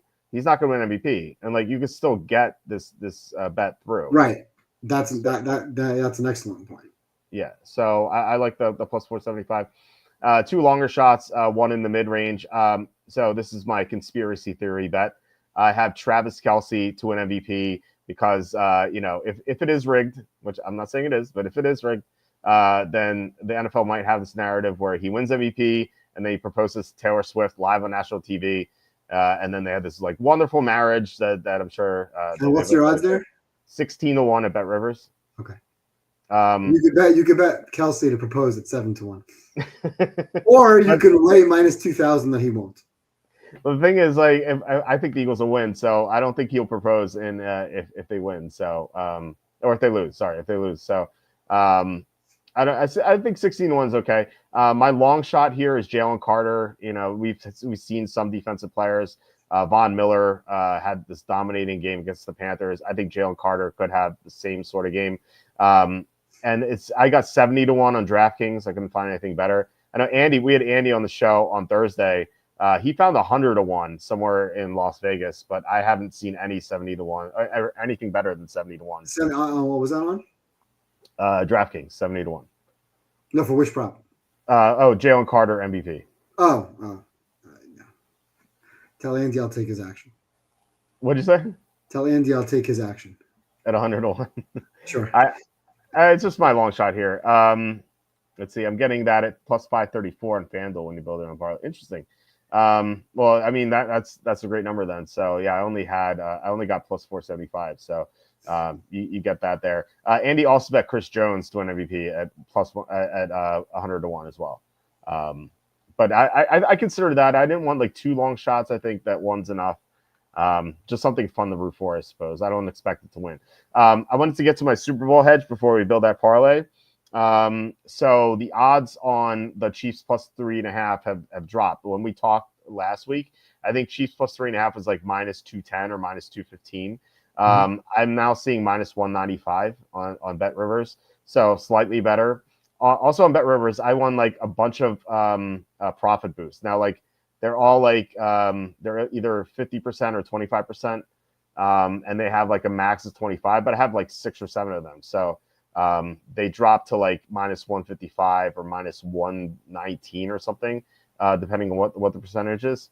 So that's my plan, is to bet the Chiefs plus 3.5, not the full amount. I mentioned last week that I was considering like betting 1,000 to win like less than 500, and you were like, don't throw $1,000 away. And I think you're right. I think I'm gonna would do bet 600 to win 300. Just not exactly 600 with the profit boost. It'll be like 470 something. So that's my plan initially. But also what I want to do is bet the Chiefs live at some point. Maybe 3.5, or if the Eagles go up 2 touchdowns, maybe 7.5 or something. Like hopefully. So that's my plan, is to not go all in pregame with this middle or hedge. And so you also, save some money for in-game. Yes, save some money for in-game. So that's my plan. But yeah, I don't know if you had any different opinions there. I know you mentioned parlaying them. I just don't like the idea of you throwing away minus 200 when I think you can, if you're hedging the Chiefs, you can throw the same game parlay together where you're getting either the plus 3.5 or even better, and throw Mahomes plus 150 or 175 yards, Kelsey 40 or 50 yards, because if the Chiefs are going to win, what's the script? It's not going to be because Isaiah Pacheco ran for 130. Right. So if the Chiefs are going to win this game, unless they win this game 13-10, they're going to have to win this game by scoring 23 points. I actually have a bet that both teams will score over 19.5 points. I like that bet. So, I mean, could it be 2017, like I said before? Maybe. But I think both teams get to 20. So if the Chiefs are going to win, Mahomes has to throw for 175 to 200. Kelsey has to probably get 40, 50 yards receiving. So you can probably do that with a plus 3.5 or 4.5 or a 7.5 and not play it at minus 200. You might even get odds on it. And this way you don't have to lose $600. Throw 300 on it or something, mitigate some of that. And anyone who's playing hedges, you don't have to lay a lot to win a little. There's other ways to get your odds. And again, you're playing the game script, right? So your hedge is that Kansas City's going to win. So what happens if Kansas City wins? Well, Mahomes probably has to throw for 200 yards. They're probably not winning if he throws for less than 200 yards. So that's where you can kind of buy yourself into that. And you say, well, what if Kansas City wins and it is one of those? Okay, so then you lose. I mean, you're still a gamble. It's not a guarantee hedge, but you're also not throwing away success. If the game goes according to one of your potential possibilities, where Kansas City just gets out, Philly gets out early, and Kansas City only 13 points going into the fourth quarter, you'd rather sit on get yourself a plus 7.5 or plus 10.5 at even money, rather than throwing away minus 215. Yeah, I get that. And you like the Eagles to win. Yeah. And you have a great bet. So you don't have to hedge, right? You want to guarantee yourself you cover your $200. I hear you, but I think it's unnecessary, because if you didn't have any action on this game, you'd be the first one to say, I'm going to put 5 units on Philly +1 or Philly money line. Right. Now you don't have to do that. Now you have 34-1 or 17-1 the other way. Yeah, I know. I do think that the potential win, it's not like winning A or B. It's like the potential winning both, I think, is, like you said, like Mahomes there's a good chance he keeps this game close. Like, how often do the Chiefs get blown out? And I do think there's a script for the Eagles to blow them out, in which case I'll be happy. But I do think that there's a chance, and it says that in my final score, I think that Mahomes, if he's even down like 10 or 14, can get this game close. So I think there's a good chance that to middle this and win both. And so I think that's pretty appealing to me. But I think you can do that with, and I'm just going to say, I put in a bet here to talk about for a few minutes. You get rid of this and put in KC. I just want to tell you what the odds would be, how it would move in your favor. So anybody who's hedging Kansas City, if you're playing, it's minus 205 on FanDuel. And if you play that minus 205 with Mahomes at 175 yards passing, you're down to minus 162. And if you move him from 175 to 200, it's now minus 132. So just by getting Mahomes 175 yards or 200 yards, you've now saved $200 on your risk. I just don't like throwing minus 215, especially on a single number hedge play. Yeah. I don't think you have enough juice in your bet. If you told me you had 20,000 to win like 340,000, then yes. But you have a standard bet, right? You have $200 risk, and you would have bet in the Eagles anyway. Yeah. And you're going to probably have 10 times that amount wagered on this Super Bowl, if not much more than 10 times wager on the Super Bowl when it comes down to all the props and whatnot. So I don't think looking to try to middle that. I think you should do it with the SGP and even get more aggressive. Throw in a Kelsey number. You throw in Kelsey 40 plus yards and Mahomes 200 and the Chiefs plus 3.5, and you're getting plus 118. Do that. Yeah, I might. You know what? I might mix and match. I might do both. So not like betting the full amount on the full amount for a game. Yeah. Right. So. Yeah. Okay.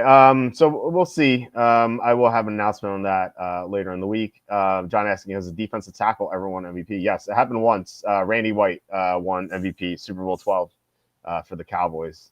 If the Eagles win the toss and score touchdowns, so asking on first possession, what do you expect live bet spread on Chiefs will be? What do you think we'll see on the Chiefs? Chiefs win toss, score a touchdown. It's 7-0. Probably Eagles minus 2.5. Yeah, so I'm dreading. I was hoping for plus 3.5. But I guess I don't think Vegas would be stupid enough to give you a 3.5 on the first possession. Well, you'll be able to get it. You'll be able to, choose your spread. On some sports books you can do that. A bookmaker. Okay, like an alternate line, yeah, but you're still going to be paying for it. Right. Well, I mean, what do you think a 3.5 will be? Like what, minus 125? No, minus more. 130. 150 to 175. Really? Okay. Yeah. Okay. Yeah. If you're going 2.5, if you're going through 3, you're going to pay like 20 to 25 cents per half point. Mm-hmm. Okay. All right. So, spread not money. Okay. I said it Eagles minus 2.5. Yeah. John's saying what you said, because you're going to have a lot of people wanting to get the value of the Chiefs. No, remember, it's an algorithm. It's not what they think or what they want. It's a computer model. That's basically, we've seen this before. It's a pick 'em game. One team scores a touchdown, it's going to go from +1 to like minus 2.5 or so. It's not going to be more than 3 on the first possession. Now, if they get a stop and get the ball back, now you might see that 3.5 pop. Yeah. That's definitely true. All right. Did you want to build this parlay? Oh, hold on. We had one more question. Do you like Devontae Smith or AJ Brown to go over receiving yards? I like Smith more than Brown. The number is much different. For Brown, I believe it's 70.5, and I think for Smith it's 49.5. So Smith seems more appealing to me because the Chiefs are weaker to number 2 receivers and number 1. Like the Chiefs are notorious for shutting down number 1 receivers. So I like Smith more than Brown, especially given the disparity in the number. All right. Did you want to build this parlay that we I put together. I just kind of threw together, like I was saying before, and I have 13 legs in my bet, and it pays plus 16.29. And I can run through it with you. And again, you can kind of mix and match. You can go a little higher, a little lower. If you're playing this type of bet, sometimes you could take 1 or 2 legs out, throw 2 more legs in. Later on you throw a touchdown score in. Take some sort of dollar figure and allocate it a little bit differently as you kind of build, get more aggressive or less aggressive or more conservative. And then on your highest payout, that's where you want to use your 50% boost, because you want to use that 50% to buy you, again, kind of call it basis points. Right. So if I have like a 16-1, my 50% pays me 8-1 versus my plus 140 is paying me like 70 more cents. Not worth it. Right. I don't care about my plus 140 paying me plus 200, but I do care about plus 1600 getting me plus 2400, if that makes sense. Yeah. So I want to maximize, if you're giving me a boost, I want to maximize the odds that the boost is offering. It will also potentially allow you to lower your risk amount to make a higher payout. So let me just go. I'll go through these with you so you can kind of look at it and build it. I start with quarterbacks. Not coin toss result. By the way, you can actually bet heads or tails at even money. Really? So, I forget where. Okay. Yeah, this is minus 104 is a joke. Like you need minus 101. It may have been DraftKings. Okay. It may have been DraftKings. I'll quickly pull it up. If you're playing it for $20, and you're laying $20 and 20 cents, like it doesn't really make a difference. Yeah. So just remember, tails never fails. Yeah. I bet tails every single year for the last like 20 years. I bet $20 on tails every single year. That's funny. And I have no idea how many times I know it's been more tails than heads. There it is. There it is. Plus 100, plus 100. Even money. Wow. And by the way, just a lesson, again, we talk about this in the past. If you're betting these games, please just get the best odds. Just get the best odds. No matter what you're betting, get the best odds. Yeah. Whether it's DraftKings, Caesars, FanDuel, Offshore, Vegas, just go shop around. It's so easy. It's so easy to. Why would you bet minus? Again, it's minus 104. Who cares? But if I'm telling you before someone's like, oh, I'm laying minus 110 on this, I'm telling you I'm playing it at plus 110, telling you where it is, just go open up an account and play it at plus 10 instead of minus 10. Or go play that yes to the 2-point conversion made plus 260 instead of plus 220. Just not worth. You're just handing the books money by not playing the best odds. Anyway, let's go back to the FanDuel. So I go to the quarterbacks first, and let's put in the lower numbers, and then we can mix and match and raise and add based on what the odds would be. So I go to Hurts. I put in 150 yards passing. Mind you, he had 304 yards passing the last time they played. Mm-hmm. So we can always come back and say, hey, you know what? Let's make that. Let's see how the odds change if we make it 175 instead of 150. But let's start a little conservative and then see if it's worth it. Sometimes the odds don't move much and it's just not worth it. Mahomes, I put in 175, and again we'll change this after we have them all in, and we'll see how the odds move and see where there's value or not. Okay. Kelsey, I went to 50 yards passing. Kelsey really burned me last yards. 50 yards. I had 10 out of 11 legs hit in my parlay. Kelsey was the only one that didn't hit. Very tilting.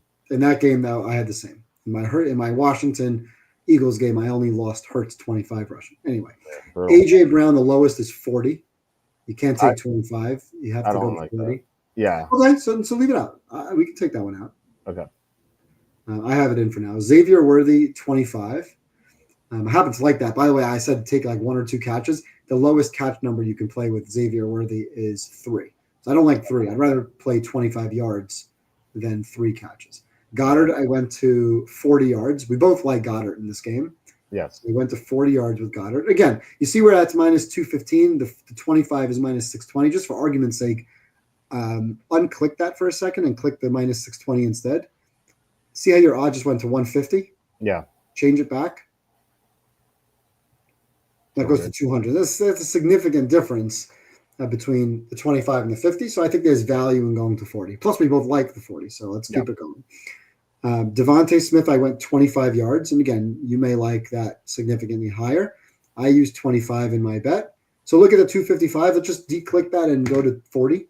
See where the numbers take you. So 333 compared to 255. I'm playing. I like the 25 because I played him last week at 40, and he needed a catch on the last drive. He had 39. He was stuck at 39. He got the 40 on the last drive. So yeah, in a conservative build, I like 25 plus 2. That's fine. Yeah. Saquon rushing, you got to play it higher because it's just they're not that nice to you. No. So I played it at 80. 80? Okay.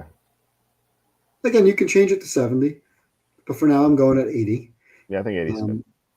I went with Mahomes and Hurts each with 25 plus. So if you go to rushing for Hurts, 25, and Mahomes also 25. This is where you can kind of get screwed because these are not like minus 600 bets. Right. But again, you're trying to build, mix and match, and then you remove things as you go. So like you do one of these that's a little more conservative, take both of these out. Now sometimes these matter. Usually I don't do this, but I would go and maybe play the Eagles plus go to alt spread and throw in I was Eagles. Thinking that too, yeah. Eagles plus 7.5, or I did Eagles 14.5 and Kansas City 14.5, both sides. Now that's a bad move, so we're just doing it now for just for fun. You could play it at 7.5, or you'd be more conservative, go to 10.5 or 14.5, whatever the case may be. And then let's look at the total. Let's look at the total here, the alternate total. I don't really want to do total. Okay. I'll put it in. So now you're looking at a 12-1, right? We talked before about plus 140, plus 200. 21.5. No, that's not going to do anything. Will this do anything? 1232 to 1233. Okay. Like go to 36.5, for example. Okay. So 1232 to 13. Not worth it. No, not worth it. That's giving you an extra point, basically. Yeah, I'd rather not. You're at 12-1. So now go ahead, get out of this. Let's go back into like Mahomes and Hurts, because that's kind of where we were really conservative. Okay. If you go into the Mahomes pass, not the rushing, I'm talking about the passing. Okay. Mahomes and Hurts passing. If you change Hurts to 175, what happens? 12 to 1. That was 1232 to 1346. So it's not a huge difference. So it's not really that valuable. So I'd go back to the 150, play a little bit more conservatively. And Mahomes, if you take away 175, go to 200. 1232 to 1318. Again, not very valuable. So I wouldn't do that. Now go back down to 150. See what happens if you go to 150. So 1192 versus 12. So I wouldn't even mind saying, hey, you know what? Let's go to 150. Yeah. Now, Mahomes was the one guy I lost a couple of weeks ago against Houston, where he had 177 and I had a 200 in one of my bets. Right. So you're playing the bet here at 12 to 1. Most of those are relatively conservative. Now, you play this as like a base, and then in another wager, you take away the quarterback rushing yards. Maybe you play Kansas City side instead of the Eagles side at plus 7.5 or 10.5 or 14.5. Or if it's not worth it, if it only changes your odds by a minimal number, then it's just not worth it, and remove it. But this is where you play your 50% boost. Mm-hmm. Where you're now going to get, if you're playing a $100 bet, you're winning $1,800 instead of $1,200. Right. You're getting a nice $600 extra payout instead of a $70 payout on a plus 140. And if you really like your plus 140, just wager more. You know, that's a standard, should be a straight bet. If you like something at plus 140 or even money or minus 140, just play it straight. You want to win a little bit more, bet a little bit more. Mm-hmm. You want to use a 50% boost, use it on something like this, where they may offer you cash out positions at some point. Who knows? You want to get really aggressive. You play the same bet again. You throw in a touchdown score, throw in a Saquon touchdown or a Hurts touchdown. Your odds will jump because those are obviously going to be a little bit more risky in your bet. And now getting Saquon, if you throw in go to the TD score for a second. Like, let's just see what happens. No, I'm sorry. You can do this in the same game menu. Yeah. Touchdown scores are good. Just throw in Saquon. See what happens to that 12 to 1. 1708. Yeah, there you go. So, you play one at 12 to 1, and then you have the one with the Saquon touchdown at 17 to 1. So if you like the Eagles and you like Barkley, take an SGP, maybe take some of the Kansas City stuff out and put in the Saquon 190. Or go down, and now you get really funky. You can go down, instead of taking 80 yards, you said before, hey, this plus 475 looks juicy. Throw in a Saquon now instead of it's higher. Walt rushing. I think it's lower. I think it's lower. There we go. Alt rushing. So instead of playing 80, check out what 100 does. So we go from 1708, we go to 2165. There you go. So there's some value there. You're going up 4 units basically by going up 30 yards. Mm-hmm. So if you like Saquon, this is a way to build your Saquon equity. And now your 50% boost pays you 30 to 1. Yeah. And like I said, if you don't like the bet as much, take let's say you have $100 and you're sprinkling around this type of bet, play 50 and then 20, and a 10. And to kind of layer them a little bit, get them a little bit more aggressive, removing or adding different touchdown scorers.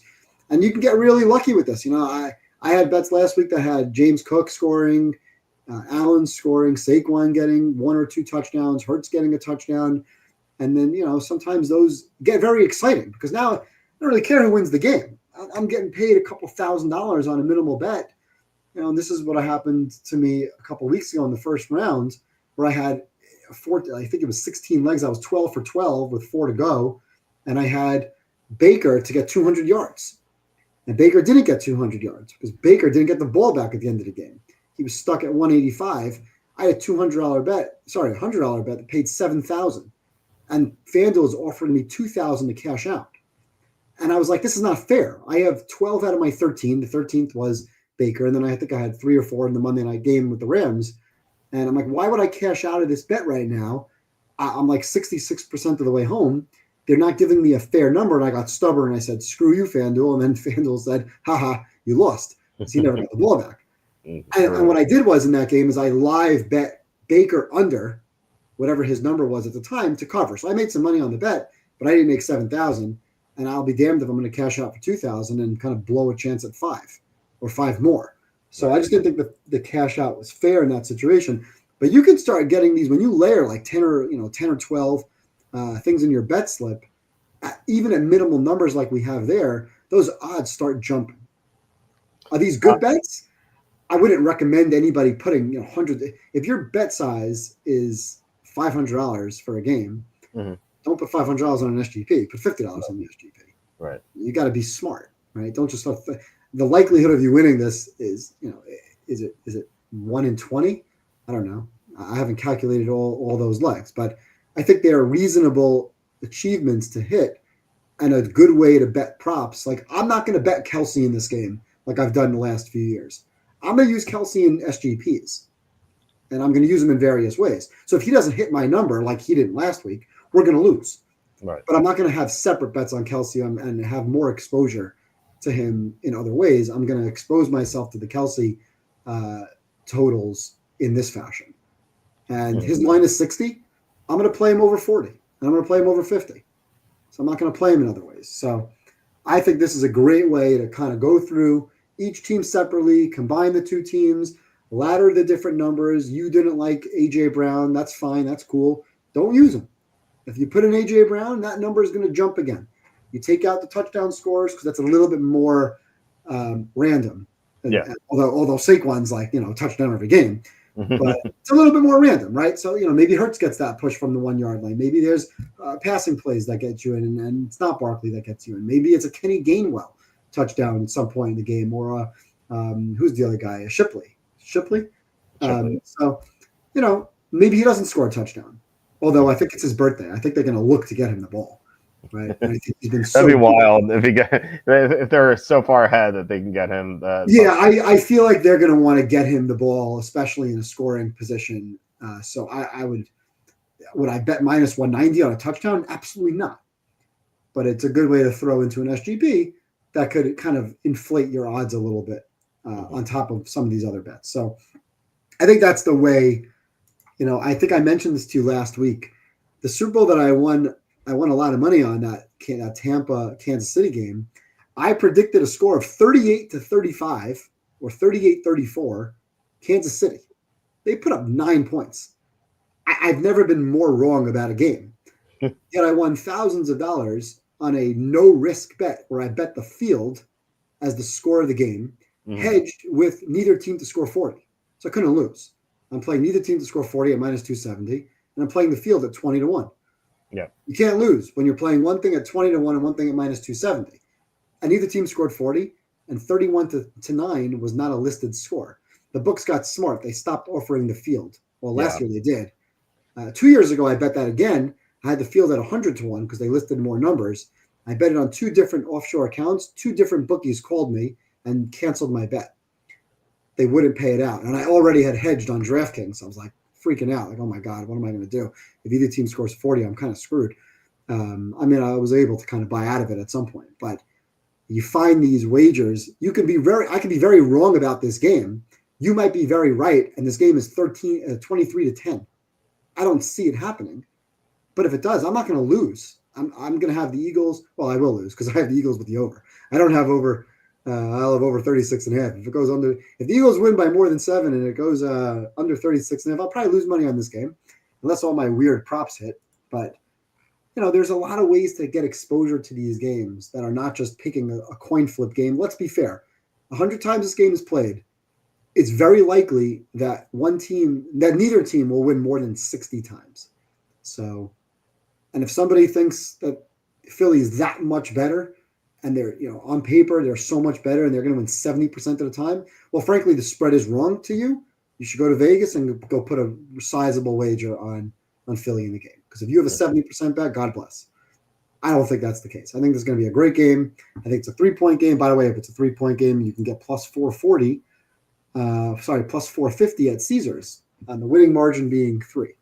So if you think it's a 3-point game at some point, plus 450 to who cares who wins. Win by 3, plus 450.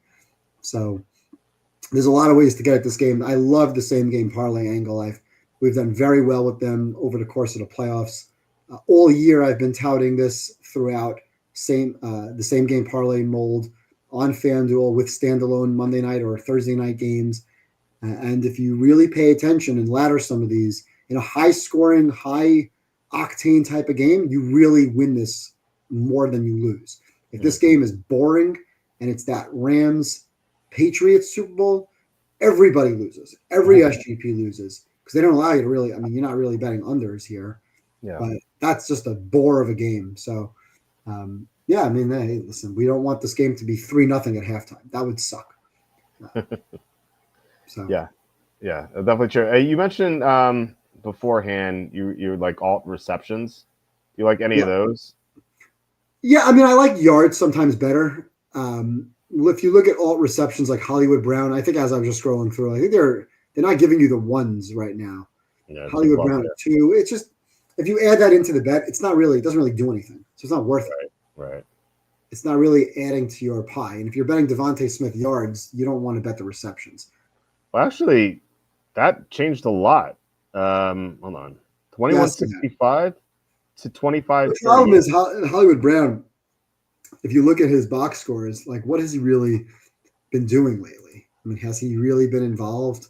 I know he's gotten I think last week he was pretty much involved in the game.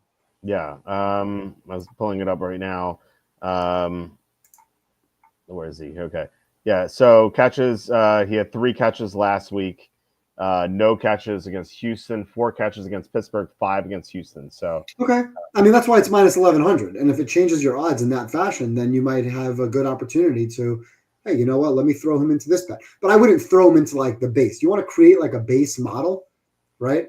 And then start mixing and matching. Take some things out, put some things in, add some yards to a couple of these, and then kind of figure out like, okay, which makes the most sense, right? Once they put him into one, let's take him out of the next one. Why do you think this changed that line so much? I'll tell you why it changed so much, because you're adding legs. As you add legs to these bets, the algorithm inside FanDuel will just you have to win another bet. You have to win another wager, which is why we'll try to remind you next year. If you remember next year, when you have 6 games, you can take what I did with week one of the playoffs is I took 3 or 4 bets in each game. Very, very manageable bets. Like I said, I ended up going 14 for 16. Baker lost and I was out. But I had the quarterbacks to throw for 150 yards.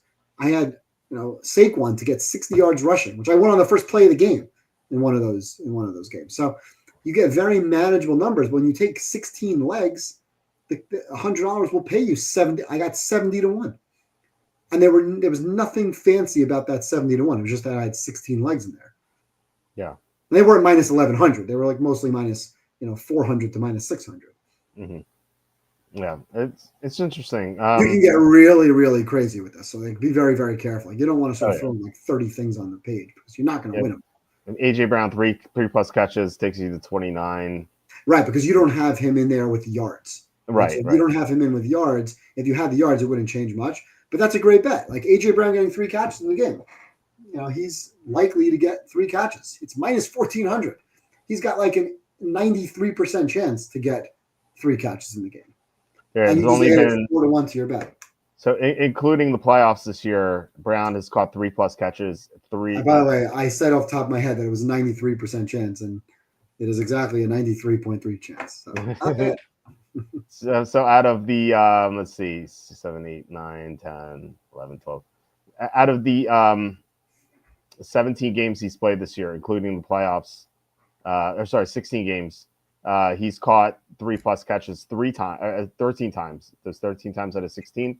But in the 2 times that he didn't, he was injured against the Packers and Rams. He wasn't 100%. And that Rams game was a snow game. And the only other time he didn't was the Jacksonville game where the Eagles were up their Eagles were up huge and they stopped throwing. Right. Like I said, you have to put it into your bet and see, is it worth the extra 4 to 1? So the answer is probably yes. I think so. Yeah, I think this will be part of my base too. I like this more than the yards. Yeah, because you can easily get a catch for 3 yards. Right, exactly. Like from a bubble screen, he gets tackled at the line of scrimmage, and it's like, all right, there's your 3 yards. For sure. Yeah, I love these. And you can be really conservative. And we talk all day about, this is minus 130 or minus 160 or plus 200. You don't need to lay minus 215 on your Kansas City bet. You really want to take Kansas City to hedge? Great. Play it at plus 7.5 and go throw in a bunch of these. You're going to get 5-1. That's true. Yep. Only minus 215, Walt. Trust me on that one. Hey, it's minus 195 now. All right. and with those profit boosts, I can get like minus 155. So I don't know. Use your profit boosts for odds. I know. Use your profit boosts. I know. But so the problem is that it's Bet Rivers, and I'm limited on Bet Rivers for props, so I can't use those. I don't know if I can use those on parlays. I'm not sure. Okay. So like I might just be boxed in there.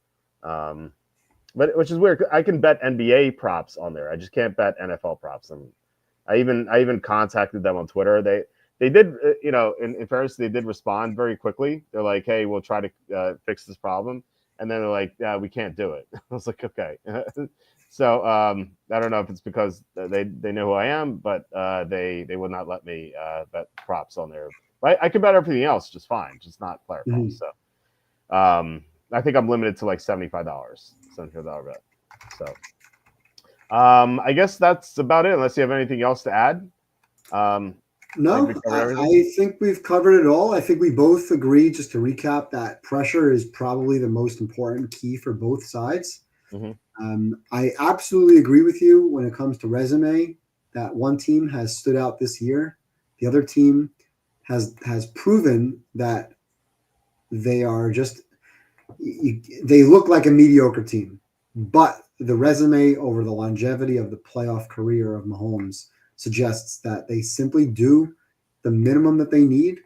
They did exactly that 2 years ago in the Super Bowl. They did exactly that last year in the Super Bowl. They did exactly that the first time they beat the Niners in the Super Bowl. And the only way to really beat this team is do what Tampa did to them or do what Philly did to Pittsburgh. And I just strongly believe this is a one-score game. I really hope this is a higher scoring game than 23-13 late. But, Mahomes stat-wise isn't that good in the Super Bowl until the last drive. When it counts.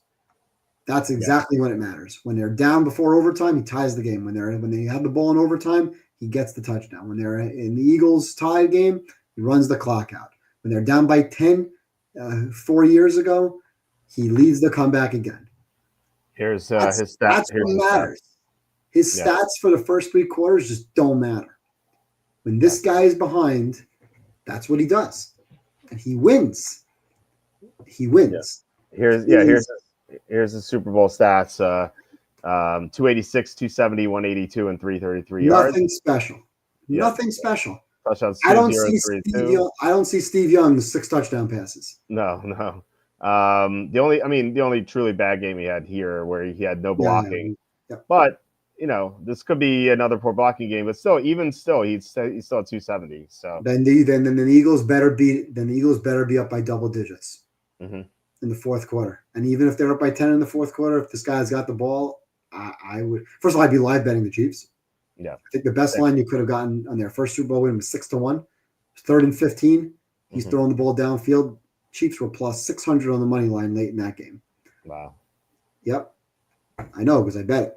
I bet it as a mental hedge for my fandom. I did the same thing last year. But this guy, when the game's on the line, this guy has come through time and time again. And you just feel stupid. When I'm betting the Bills last week like you were, the game starts and it's like, what am I doing? Betting against this guy? They're not that great. But they are situationally unbelievable. They do exactly what they need to do. So the Eagles better run out that clock, or they're not going to win. If Mahomes gets the ball back, that's where my money's at. So, hey, eventually he's going to lose one of these Super Bowls like Brady did. However that happens, but I wouldn't bet against it. Yeah. Again, though, it's the same formula the Giants had to beat Brady. Get the pressure with 4 guys. The Eagles do that. They don't blitz.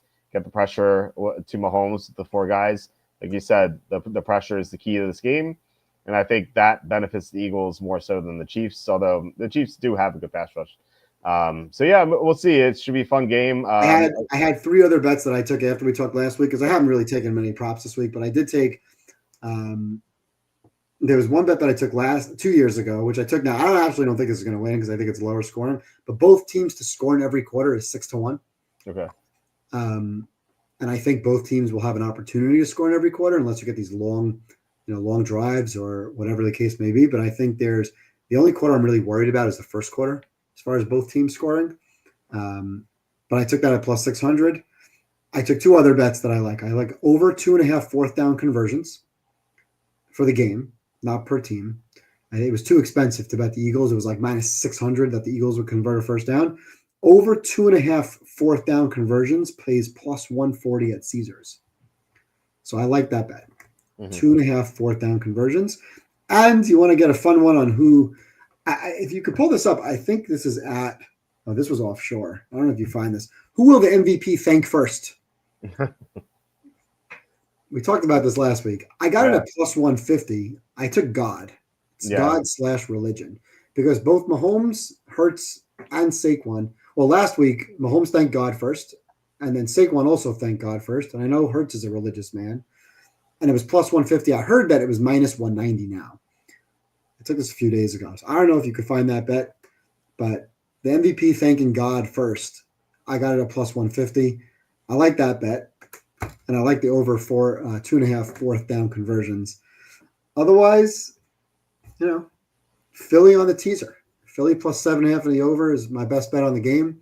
I, like you, have odds on Kansas City because I took it in the middle of the game 2 weeks ago. I don't have 17-1, but I'll have some action on both sides that I can middle. And I'll be looking in game for a team that's down 7-0 to get plus 3.5 at some point, or plus 4.5, or halftime a team that's down by 10. Because I like both teams' ability to come back. And if you could find now plus 200 and plus 185, both sides to win in a comeback, I like that as well.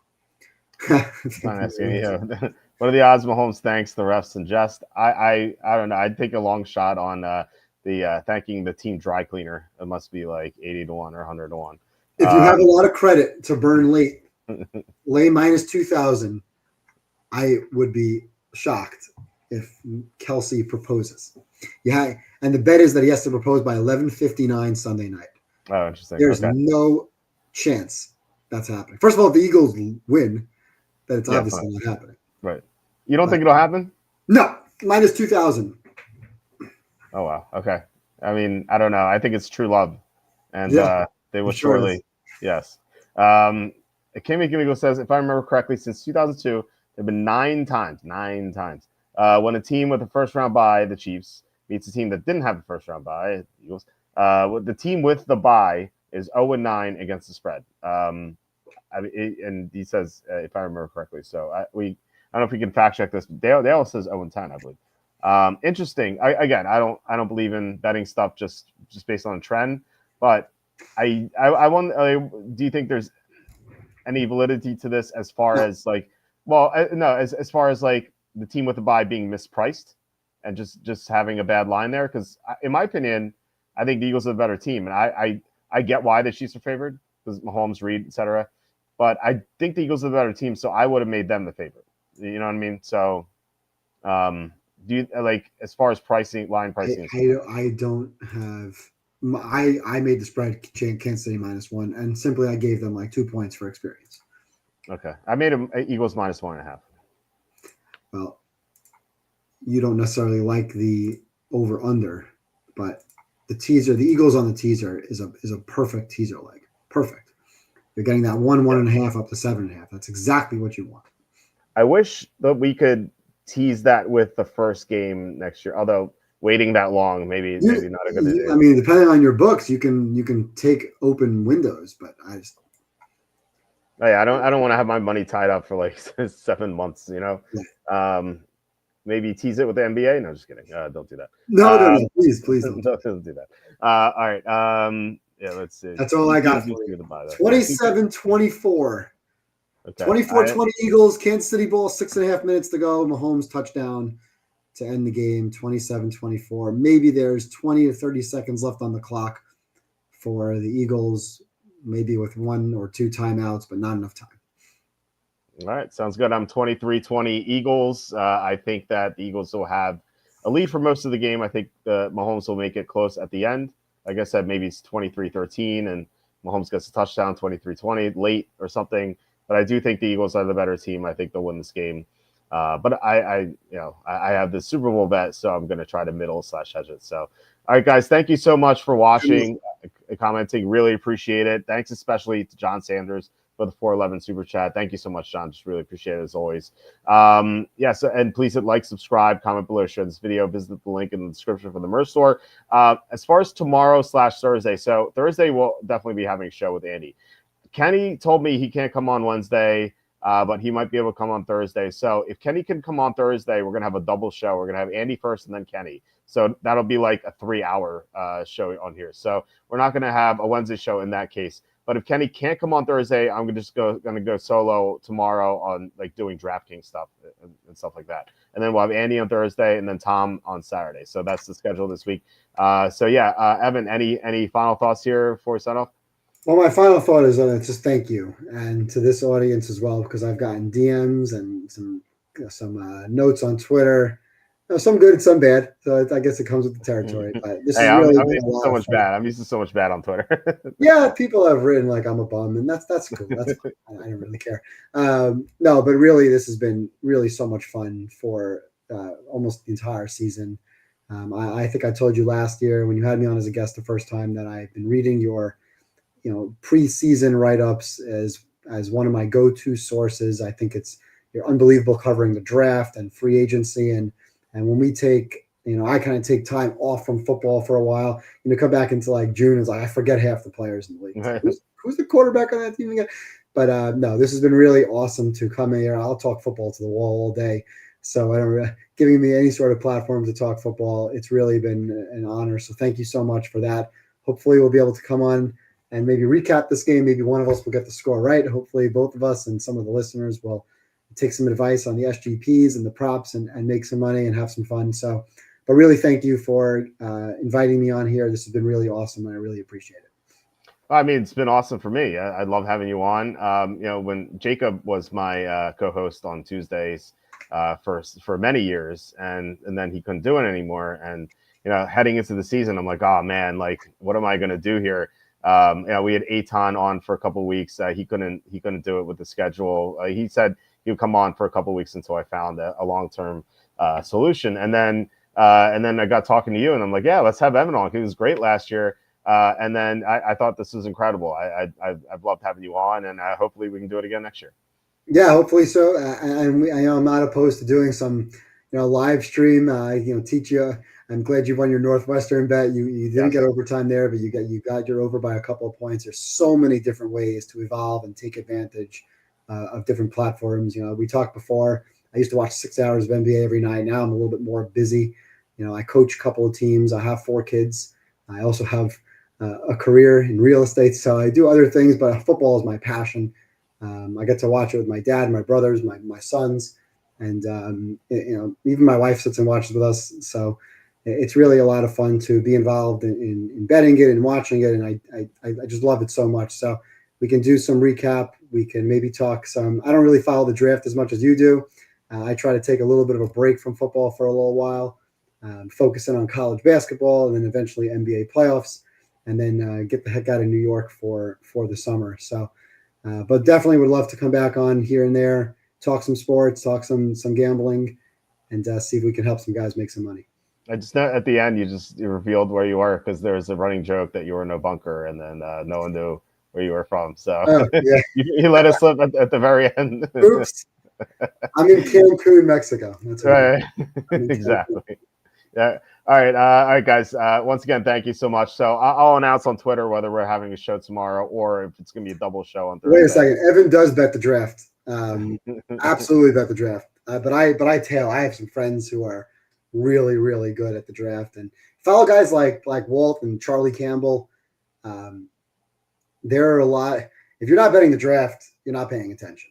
Yeah, I have too many guys have inside information. If you find the right people, yeah, we'll bet the draft. Yeah, I have to drive to New Jersey to bet the draft on FanDuel and DraftKings, etc. I can do it on offshore, but they really limit me. Bovada, which shut down in PA, like they limited me to like $50 a bet. Like it was brutal. But DraftKings, FanDuel, we can do whatever you want mostly. So yeah, I haven't been to the Trenton Thunder baseball stadium in a while.